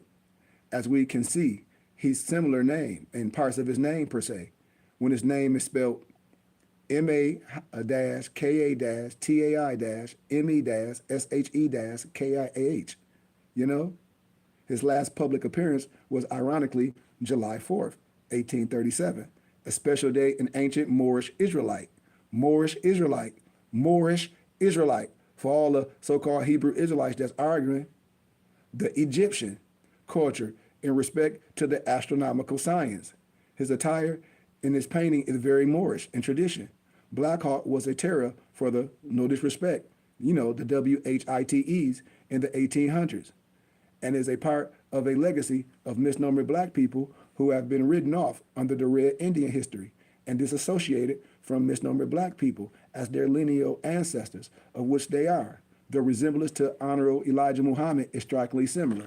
Look, I'll show you the picture and look for yourself. Like, I don't know what people be talking about, and we're not here for argument for sakes. We just show some things in history and say, you can research these things. Can't be mad at me. Can't be mad at me. I'm like, dude, like, gone somewhere. United States allegedly for the purpose of exploring the unknown territory for the western edges of the colonies to the Pacific. The true intention was to spy on the indigenous misnomer black people who were in America prior to the European invasion and colonization. Captain Meriwether Lewis and Lieutenant William Clark, y'all remember Lewis and Clark, of the United States Army, used a black man named York, who was also the son of Yusuf bin Ali, along with a native woman named Sisani Sakiwa, found on the millennial edition of the dollar with her son, John Baptiste Carbonat, remember? If I pronunciated the last name wrong, correct me. To be their interpreters as they gather intelligence. In the book Return of the Ancient Ones by Empress Tierra Verdi's, Washita's report, and I quote, Lewis and Clark documented everything in sight: the weather, the plants, the rocks, the minerals found, the people by tribe, by habits, by color, by warlike activities, and it was documented a bushy-headed tribe who did not like the red man or the white man. The misnomer black bushy-head Washitas. Now please explain why history did not make us aware of this important fact. It was because they went to spy on the Washitas, a people that the good old United States has signed to be their protectors over their rights, their lands, and their property. John Sibley reports in the Lewis and Clark documents, and Return of the Ancient Ones by Empress Tierra Verdi's, Washington Gostin L. Bay, page 200. Now, Choctaw, let's see, okay, I'm on good time. Choctaw, they are rambling, hunting parties of them to be met with all over Louisiana. Thanks for the donation. And yep, I'll send it to you. And I'll send you this other document too, brother. Thank you. I got another platform with college students on. That's why I said I'll do this free for y'all. When I'm gone, I'm gone. But thank all y'all, man. We got what? 96 people on the college, man. Gratitude, man. I love y'all. I promise you I do. And I'll be back to AZ real soon. Real soon. But Choctaw, there are rambling hunting parties of them to be met with all over Louisiana. They are at war with the Caldis, the Caldougis, and like by neither the red nor the white man. April 5th, 1805. So I'm gonna show y'all pictures. Again, because I like to show pictures. If y'all like the teachings, you know, everything is in my bio. If you wanna send a donation. If you don't, at least just share it. Send me an email and I'll send you the documents. Why? For the love. I don't care what you're saying. You know? So let's deal with it. To the right is Mayat or Mashak, another chief with an Arabic Hebrew name. Mashak or Mayaka, Mahaska, means the one with the man horns. You know how they blow the shofar, the man horns? As paintings show, it represents his chiefdom. Like my turban or certain things, it represents the chiefdom. He and his father were recorded to have been in 18 battles with the United States and never lost one. He and his father were allies of the Black Hawk or Makata. He traveled with his father to Washington, D.C. in 1824 to meet with President John Quincy Adams. The Secretary of State was Henry Clay. These two, Adams and Clay, were later ordered by Abdul Rahman Ibn Hisham to release Abraham Ibn Suri, the Prince of Slaves. And Abraham had been touring all over the West speaking with these chiefs about the laws that were being used to free him under the Moorish status. In 1840, the government made many treaties with the Native Americans and land deals in Oklahoma, Louisiana, Kansas. John Quitman and Eliza Tunick, the father and mother of our Prophet Noble Drew Ali, among many other family members, were a part of these transactions and interactions. These is facts when people don't know who the Prophet, mother, and all this stuff is. I said, dude, okay, like if everything is a mystery. No, sir, sorry. You're dealing with the wrong one. We don't deal with no fictitious stuff over here. And we don't care how people like it. I keep telling y'all, our own people done this to us. I'll go way deeper and show you the Scooby-Doo cartoon. It'll be your own brother. After the Lewis and Clark spy mission, the United States brought 59 European families into Louisiana territory under the guard of the United States Army. The military poisoned the water supply with the intent of murdering off the original indigenous misnomer black population. They brought their school curriculums as they enslaved and murdered the misnomer black populations, making claims that they, the indigenous people, were fugitives from justice under constitutional law and were European property from Africa. Just like when I take y'all back to the Herb Museum in Arizona, and I'm gonna show you what they did to the other Indians per se, to the red man per se. So when people talk all that, oh, this hateful, this prejudice, no, I'll just take you to the Herb Museum. I'll just take you to the Herb Museum. And then I'm gonna show you that you think the swastika is something that Hitler established. They stole that from Africa too. So that's why I'll be laughing.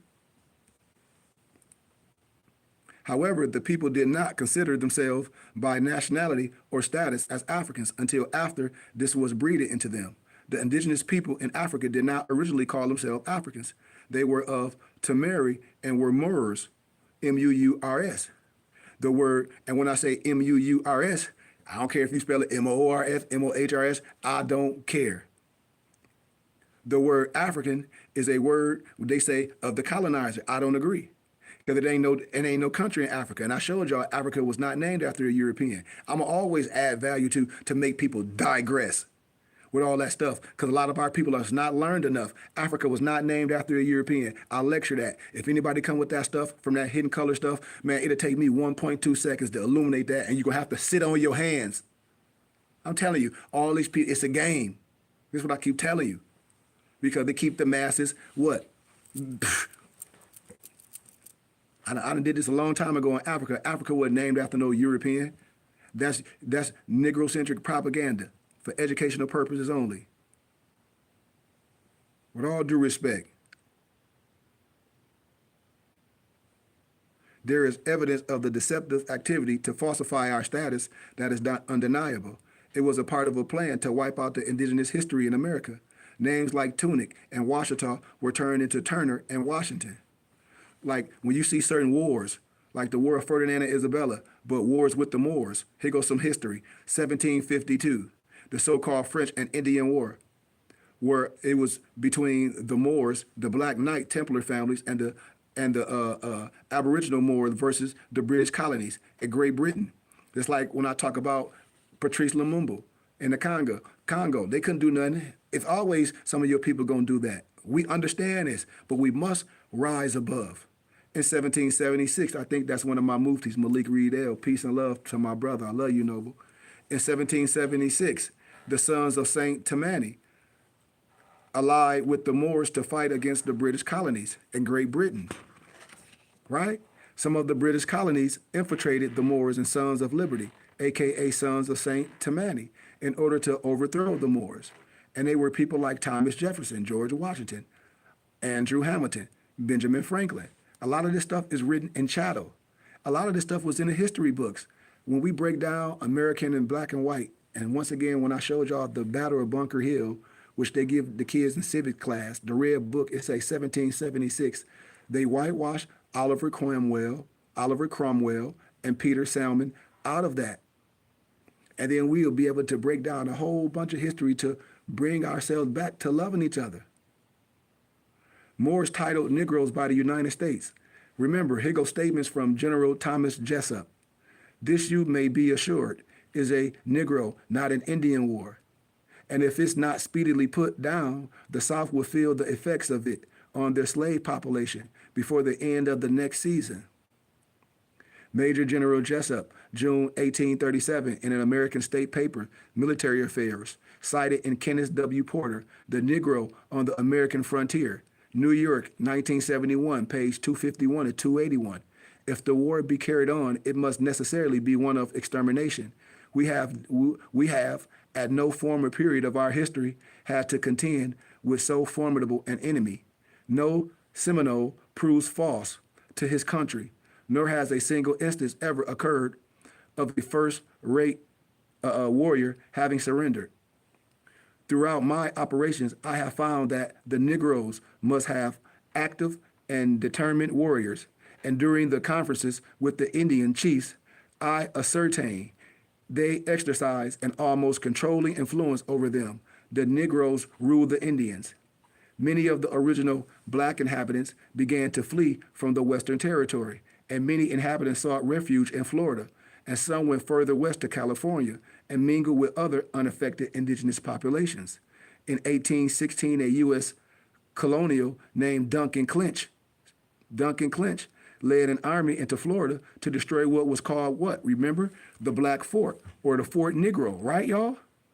Colonel Duncan Clinch led an army of Red Creek mercenaries and a U.S. army into where? A unit into Florida to destroy what? Fort Negro. Remember, it's a book. Write this stuff down. I'm telling y'all, write this stuff down, and thank y'all for the donations again. What my college students. I'll be back on the 13th. I already told them that. I'll be back, and I'll be seeing y'all soon. But, okay. It's a book called The Black West by William Katz. And Katz reports, and I quote, the explosion killed almost all of its black and red warriors and 200 women and children.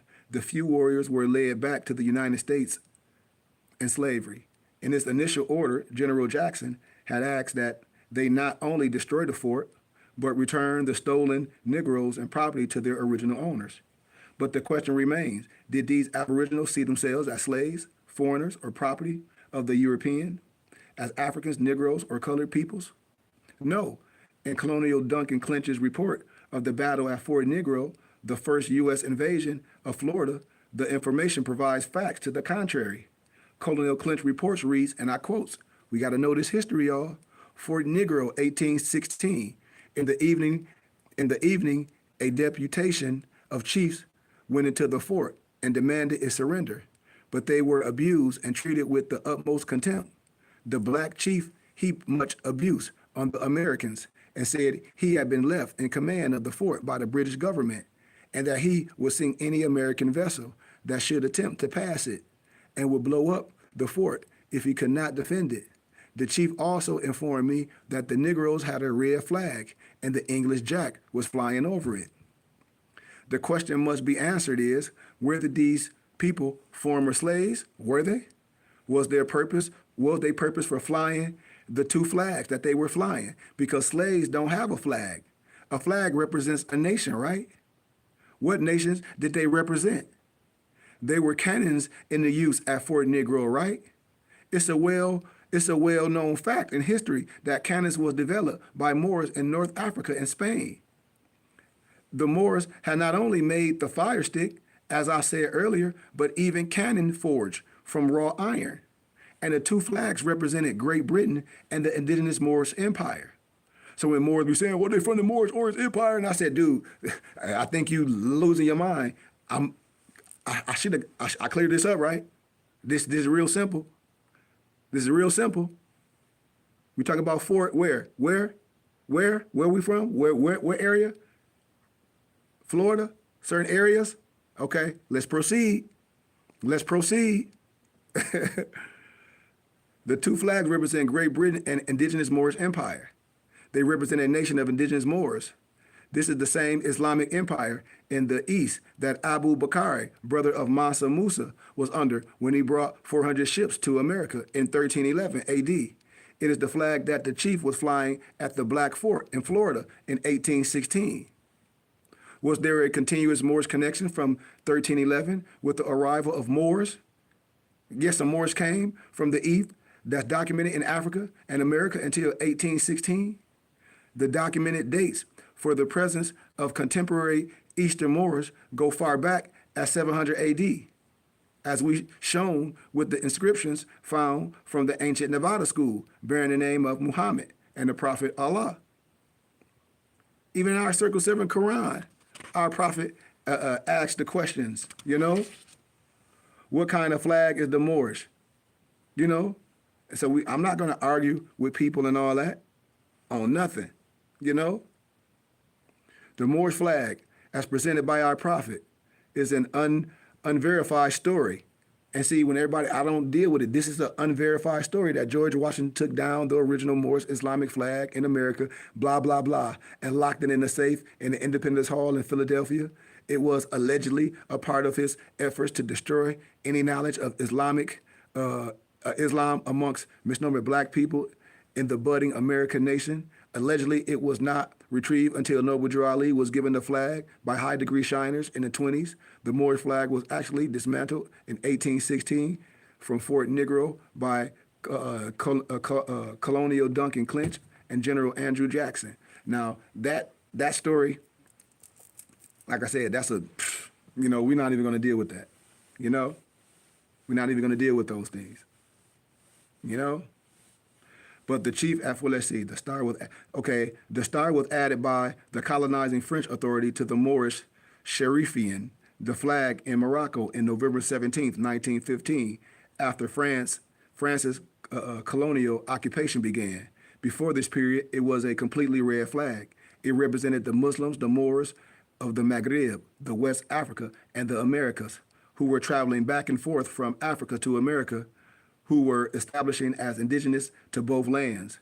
Many of the Maroons, the Jamaican Maroons, Empress Nani, and the Jamaican Maroons, who were amongst the natives, were called Seminoles, were Muslims, Moors, who had an ancient presence in America. The chief of this fort, called Fort Negro, was a man named Mandi Descent. The Mandi were our West African Muslims. Mandi groups founded the medieval empires in Ghana and Mali. They included the Bambara, the Dilu or the Dula, the Malanique, the Mandi, and the Dogon, and the Sink. The chief of the Fort Negro during this invasion of Colonel Clinch's was named Abraham. His name was Sonufi Todosigi, which meant Swanee warrior, and has been associated with the Swanee River in Florida. The Moorish Mandi Arabic word Suuf, Sounoffe, means powerful, swift, and Tusanique means warrior. Tustenuggee. It means warrior. This chief, who had a Moorish heritage like most of the Maroons in Florida, was not a former slave. His descendancy went back to the indigenous peoples. Abraham served as interpreter for the Seminoles and as a legal counselor for the Hema Michi, John Jumper, and Hota Miko, Chief Billy Bowlegs. Hema Miko was the Seminole chief, right? Come on, this wisdom. His brother Hota Miko was also a chief. Abraham served as a representative on their trip to Washington, D.C. to negotiate a treaty with the United States government in 1832. Oh, you're welcome, man. He said, thank you for teaching today. You're very welcome, man. You're very welcome. You're very welcome. Sanusi Tuskegee, also known as Abraham, was a Maroon or a Mo. You know how I see people and I'll be like, peace, Mo. He was a Mo amongst the Seminoles. He was their chief legal counsel and interpreter. It was he who was at Fort Negro in 1816, flying the Moorish flag on the Islamic empires. This is a famous cherry tree that was chopped down. Abraham soon moved west to Oklahoma, and Chief Hotamiko and Chief Hemamiko disappeared in the Everglades. That's the story. This was the start of the Penn Secret Society and other secret society amongst the Creeks and the Cherokees, the Sargaji. These are the societies that later developed into the ancient Egyptian Arabic order of the Nobles of the Mystic Shrine and the Moorish Science Temple of America.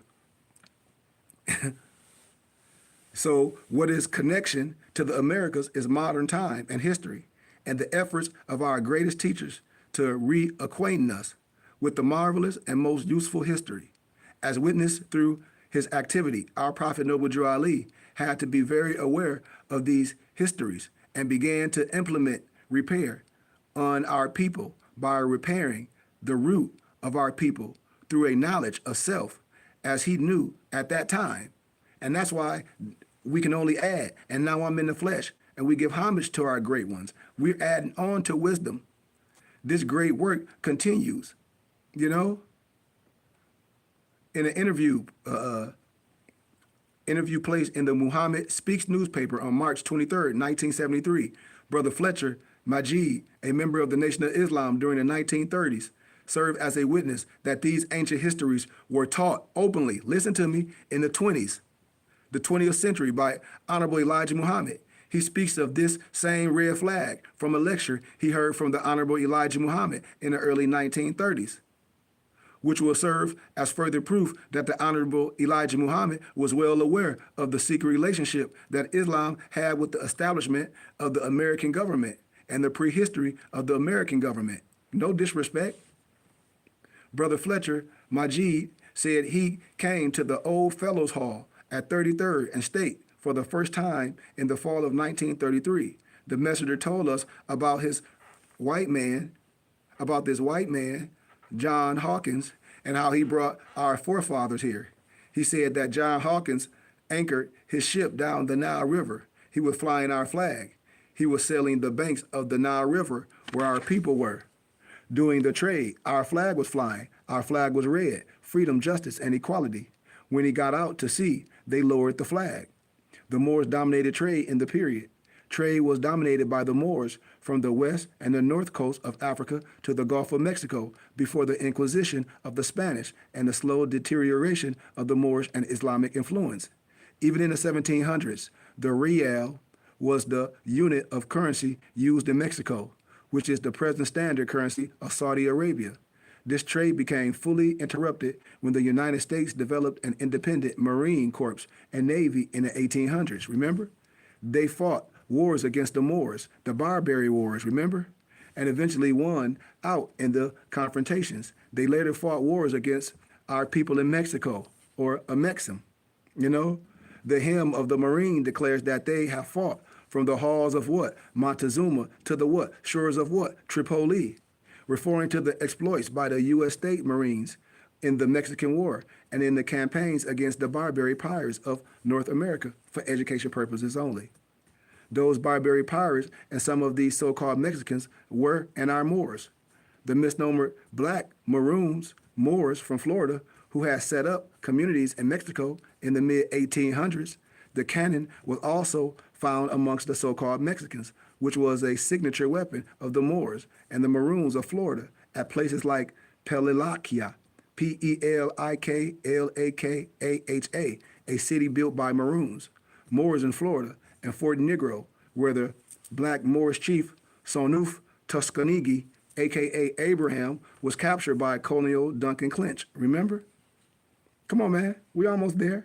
With about 2,000 men, General William J. Worth captured the road between Monterrey and Saltillo and by noon was storming Federation Hill. 6 companies of Texas Rangers charged up the hill, seized the enemy artillery, and turned the cannon and retreated Mexican forces. Remember?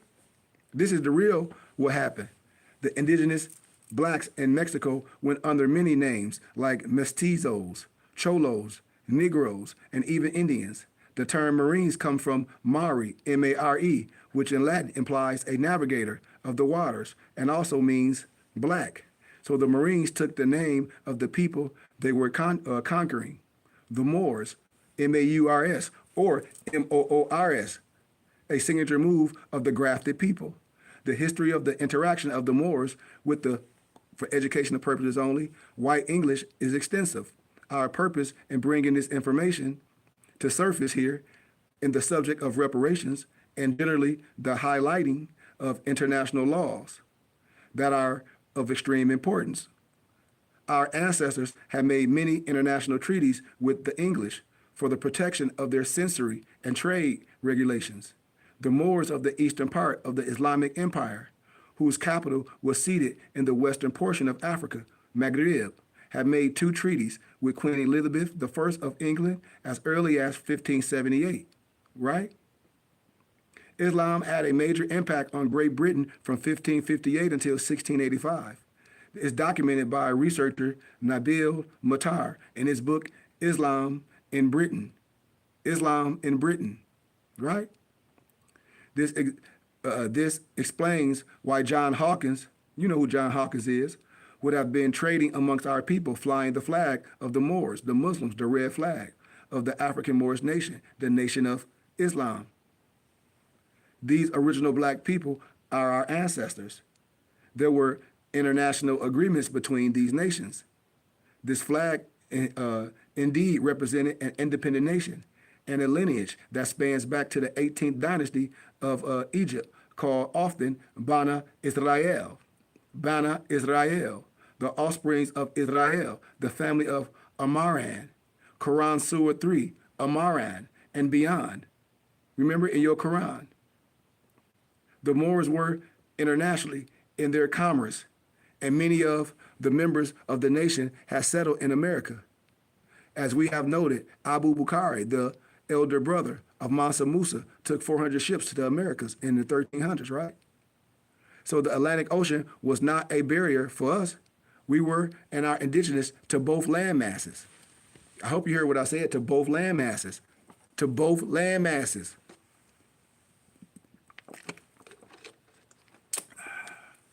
So watch this. It was the black indigenous population of Moors in the West that suffered a death blow from colonizing Europeans, no disrespect, throughout the 16th and 17th centuries, while Spanish, Dutch, French, British, and Portuguese Christians were conquering indigenous populations across the Pacific and the Atlantic Oceans. When we talk about the dumb diversus, the papal bull, doctrine of discovery. Come on now, don't get mad at me. Islamic military power pushed the Ottomans and their North African satellites, the regencies of Tunisia, Tripoli, Libya, Algeria, along with the Empire of Morocco beyond the Mediterranean and as far as the walls of Vienna and into English channels.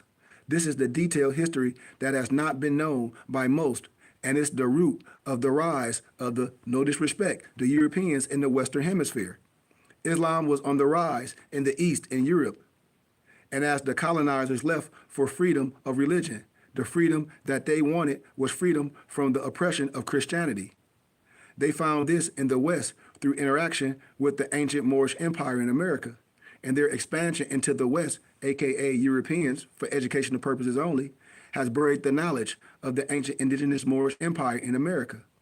And I can show y'all a map shows the oceanography and the general oceanic currents of the Atlantic, and our ancestors, the indigenous misnomer black peoples of the Americas and the East, were aware of these currents and used them in trade and travel across the Atlantic from the Americas to Africa and Europe. These is facts. David McRitchie tell you who the ancient and modern Britons is. This ain't no hate. Of course, history proved that some of our people were brought over as slaves. However, most of them were not. We have also never considered as a people that most of the people prisoners of war aka slaves, were taken from geographical areas of the Moorish Empire and the international law and treaties. Sylvain Doff, in her book, Servants of Allah, points out that nearly 60% of the captured people during that, what we call slavery, were Muslims. Most of us have not taken this knowledge and perspective on the history of slavery. And then for all my misnomer pale Arabs and my brothers, we talking about this, but I can go with the Arab slave trade too, because we ain't gonna deal with that. It was always what? The death of the misnomer black Messiah. So we gonna keep it a buck, always, always. And Arab and the other Arab is not the ancient Arab, because I go with the ancient scholar Vladimir Dale and get his 1800 dictionary and show you what an Arab is, an A-R-A-P, not A-R-A-B. And these is facts. These is facts. But the curriculums that have been given to us by Europeans, whatever you want to call it, no disrespect, and even by some of our misnomer black scholars, because I call it Eurocentric and Negrocentric propaganda. There is much proof of the settling of these Moors people from Egypt and other empires in America prior to European colonization. These so-called Egyptians like Moses, Pharaoh, Akhenaten are considered to be Moors, Muslims by nature, and according to the book of divine contract of the Moorish nation, the Quran and the treaties of Marrakesh 1786 and 1836, specifically the Quran as the law of adjudication between Moors, Muslims, and misnomer white Americans. See the Treaty of Marrakesh. There was also Moors from the era of Muhammad, the 7th century, and beyond in America prior to colonization. A decree issued in 1539 by Charles V, King of Spain, forbade the grandsons of Muslims burned at the stake to migrate to the West Indies. This decree was ratified in 1543, and an order for the expulsion of all Muslims from overseas Spanish territories, Mexico, North and South America, was subsequently published. Why? Why would the Christian king of Spain and the Pope in Rome want all Muslims expelled from the Spanish colonies overseas? Hernan Cortez, a Spanish criminal who invaded Mexico in 1519, who had an inborn genius for treachery and was unbelievably cruel and brutal, boasted to this same king, Charles V of Spain, that he had massacred unarmed women and children in order to impose his will. The natives were the indigenous misnomer blacks who had settled in this area, and the same war tactics of these Europeans during the later wars in North America in the 1800s. With the indigenous black populations were used and orchestrated here. No disrespect, I'm just giving the science. These, other, Christian crusaders, the pale man, I say it like that, were kidnappers, kidnapping small children. They was doing this. Thousands of red people were used to make war against the original indigenous blacks. The tactic of separation was used in the early developments of government in America and resulted in many of these red people being chosen as the new native leaders over tribes and given land and reservations in the backdoor treaty deals. Thousands of rebellious red natives supported Cortez. This is just history. Jules Cauvet, a French author of Les Berberis, or The Berbers in America, published in 1930. Cities that the ethnic names of 46 of 77 examined names of inland and coastal African Berber communities match American tribes. Why are there such close associations between the so-called African native tribes and the ancient American native tribes in language and in culture, as well as physical appearance and genotype?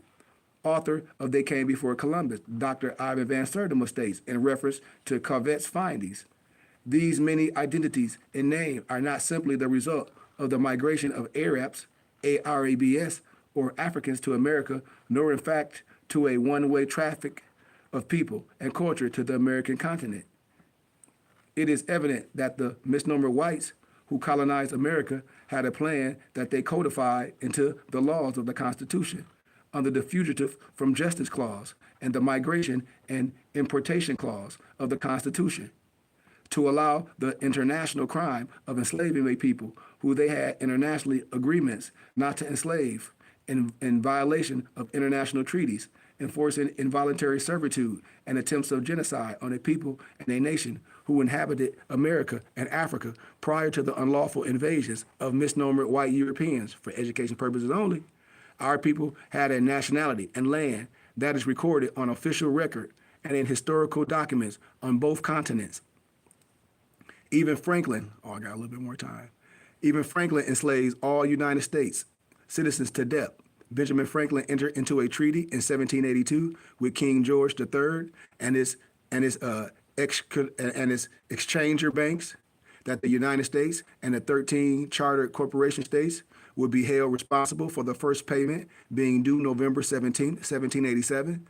This was the sole purpose for creating the Constitution and the new government and set in operation a function in the government where the Congress can borrow money on behalf of the United States federal government, Article 1, Section 8, Clause 2, and its subject corporations, aka states, and the subject citizens then set up and incorporated a bank to give these foreign creditors interest in the labor of the people.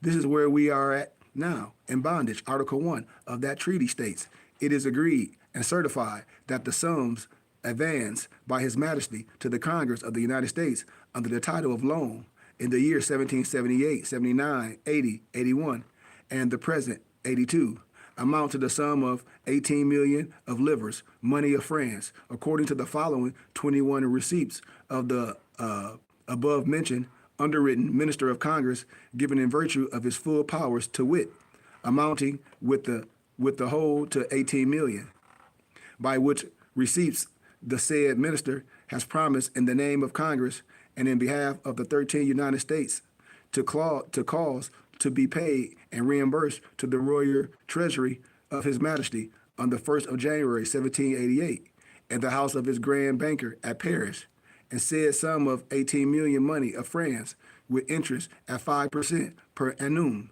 Article 4 of the, this is crazy, 6 of this treaty made in 1782 gives a picture of why the government changed when it changed from the anti-federalist Sons of Liberty under the Articles of Confederation to the Federalists under the Constitution. Remember, Constitution, a debt document for the United States citizens, not for Aboriginal nation of the Republic. When you read the article, all debts contracted, engagement entered into before the adoption of this Constitution shall be as valid against the United States under this Constitution as under the Confederation. You see? Remember George Washington when they say chop down a cherry tree? Well, that was the Judiciary Act of 1789, the first United States Bank of 1791, which is the debt system, And that ain't you see he dressed like the brother behind him. You see he dressed like the Moor right behind him. You see that, right? He dressed like the Moor right behind him. No disrespect to no one. We almost done. I'll get past that. I want to show y'all something. So, the Treaty of Marrakesh in 1786, made between Caliph Muhammad Ibn Abdullah, Islamic leader of the Moorish Empire, Maghreb, and the United States of America. This first page contains the seal and the introductory article of that treaty, made in June of 1786 and later translated in 1787.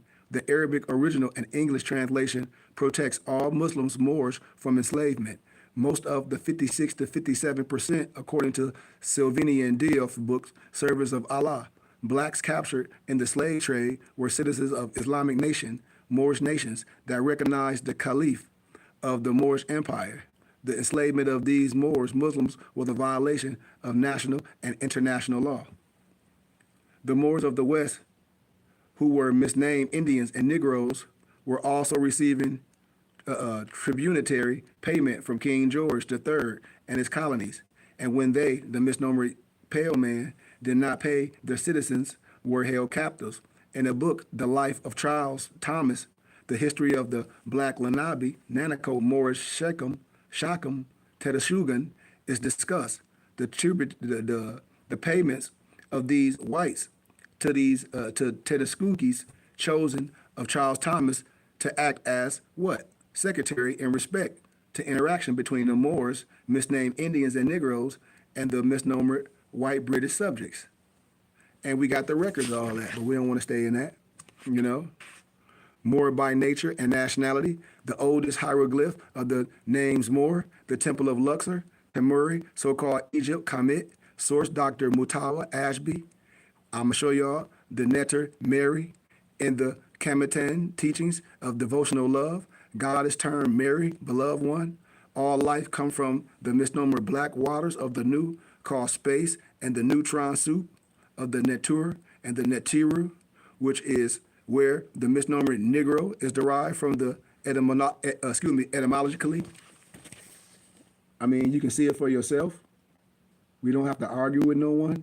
The days of us being ignorant and disrespectful to each other is over. You know, if we love all our elders, when I'm in the flesh, I'm giving you everything that you can see for yourself. The word that were commonly used, niggas or niggas, also come from an ancient glyph, Negus, or the Negas, or the Negas, I'm going to show you, is the hieroglyphic for the misnomer blacks of Africa, or the black people of Africa. We were the first ones to call ourselves by these names and were understood, and we understood their cosmic biochemical meaning. And here are the glyphs. You see the glyphs? You see the glyphs?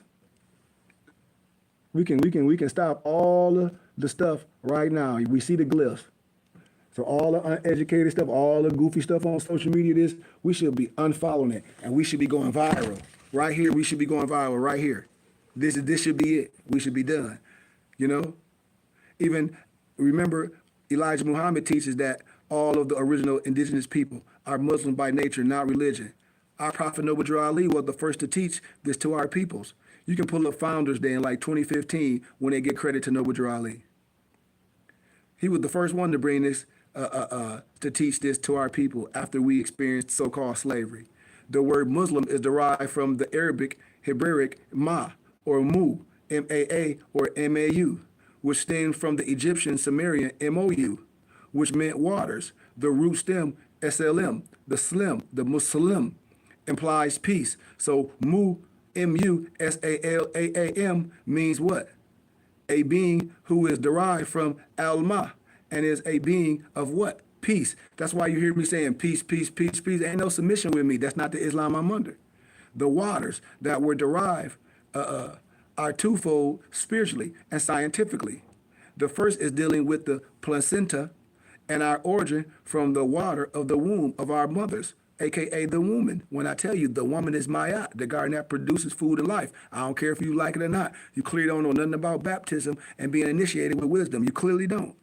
The second aspect deals with a verse of natural science from the Quran in Surah 21. You know, the prophets, verse 30, is most often translated as, do not to those who disbelieve. See that we created from water, the Alma, everything, every living thing. Surah 2, Al-Baqarah, the splitting, verses 21 and 22. O nation, serve your nourisher and sustainer, the one who created you and those from before you, that you may guard against evil. 22, who made the earth a resting place and constructed the heavens and reveals revelation from the heavens, then brings forth from it fruits in order to sustain you. So you do not set up rivals to Allah while you know. You see all this peace and structure? So I'm going to end it right there, and I'm going to show you the Masonic mental baptism of the Blackamoor initiate into universal Cyrus mysteries. I'm going to show you all this. So, and I'm going to stop right there. And I'm going to stop right there. We got 16.6, we got 16,000 likes right now on TikTok. Come on, man. Come on, family. So I'm gonna start right there. We'll pick up on some more stuff when I start showing you a lot of more pictures. When people be acting like this ain't that, I'm like, I'm not arguing with nobody about nothing. I deal with the wisdom and wisdom only. People can argue. You know, people can argue all they want. We're not doing that. Not here.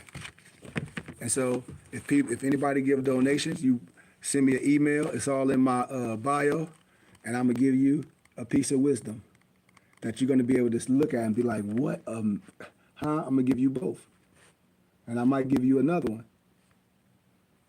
And I hope people know what they're looking at right here, and this is what they keep us from. And I'm using social media to bridge the gap. I'm using social media to bridge the gap. I love everyone, but No one has power over us to keep us subjugated. It's us, with all due respect. You know, behind the closed doors, they sons of Muslims. They teach this. We have to wake up. I promise you. And what we teach, we have the right to do it. We have the right to stand on it. And the world is waiting for us to use what we have to build. And I'm right here, man, as what? Standing in front of you, showing you what truth is. So I love y'all, man. Thank y'all for taking time out y'all day, listening to a little old me. Those that gave donations, please, please send me an email for I can have your email for I can send you some good literature. Remember that. And we can correspond, and then you can be my private guest. And you can get on the movement, what we're doing as we build in our physical temple and as we continue to buy land and develop it and, do our co-op garden. All the things that we say we wanted to do, we have the opportunity to do it. And you have the opportunity to be a part of something that's real. So don't be a spectator, be a participator. I love y'all, man. Thanks for y'all support and y'all time. Peace.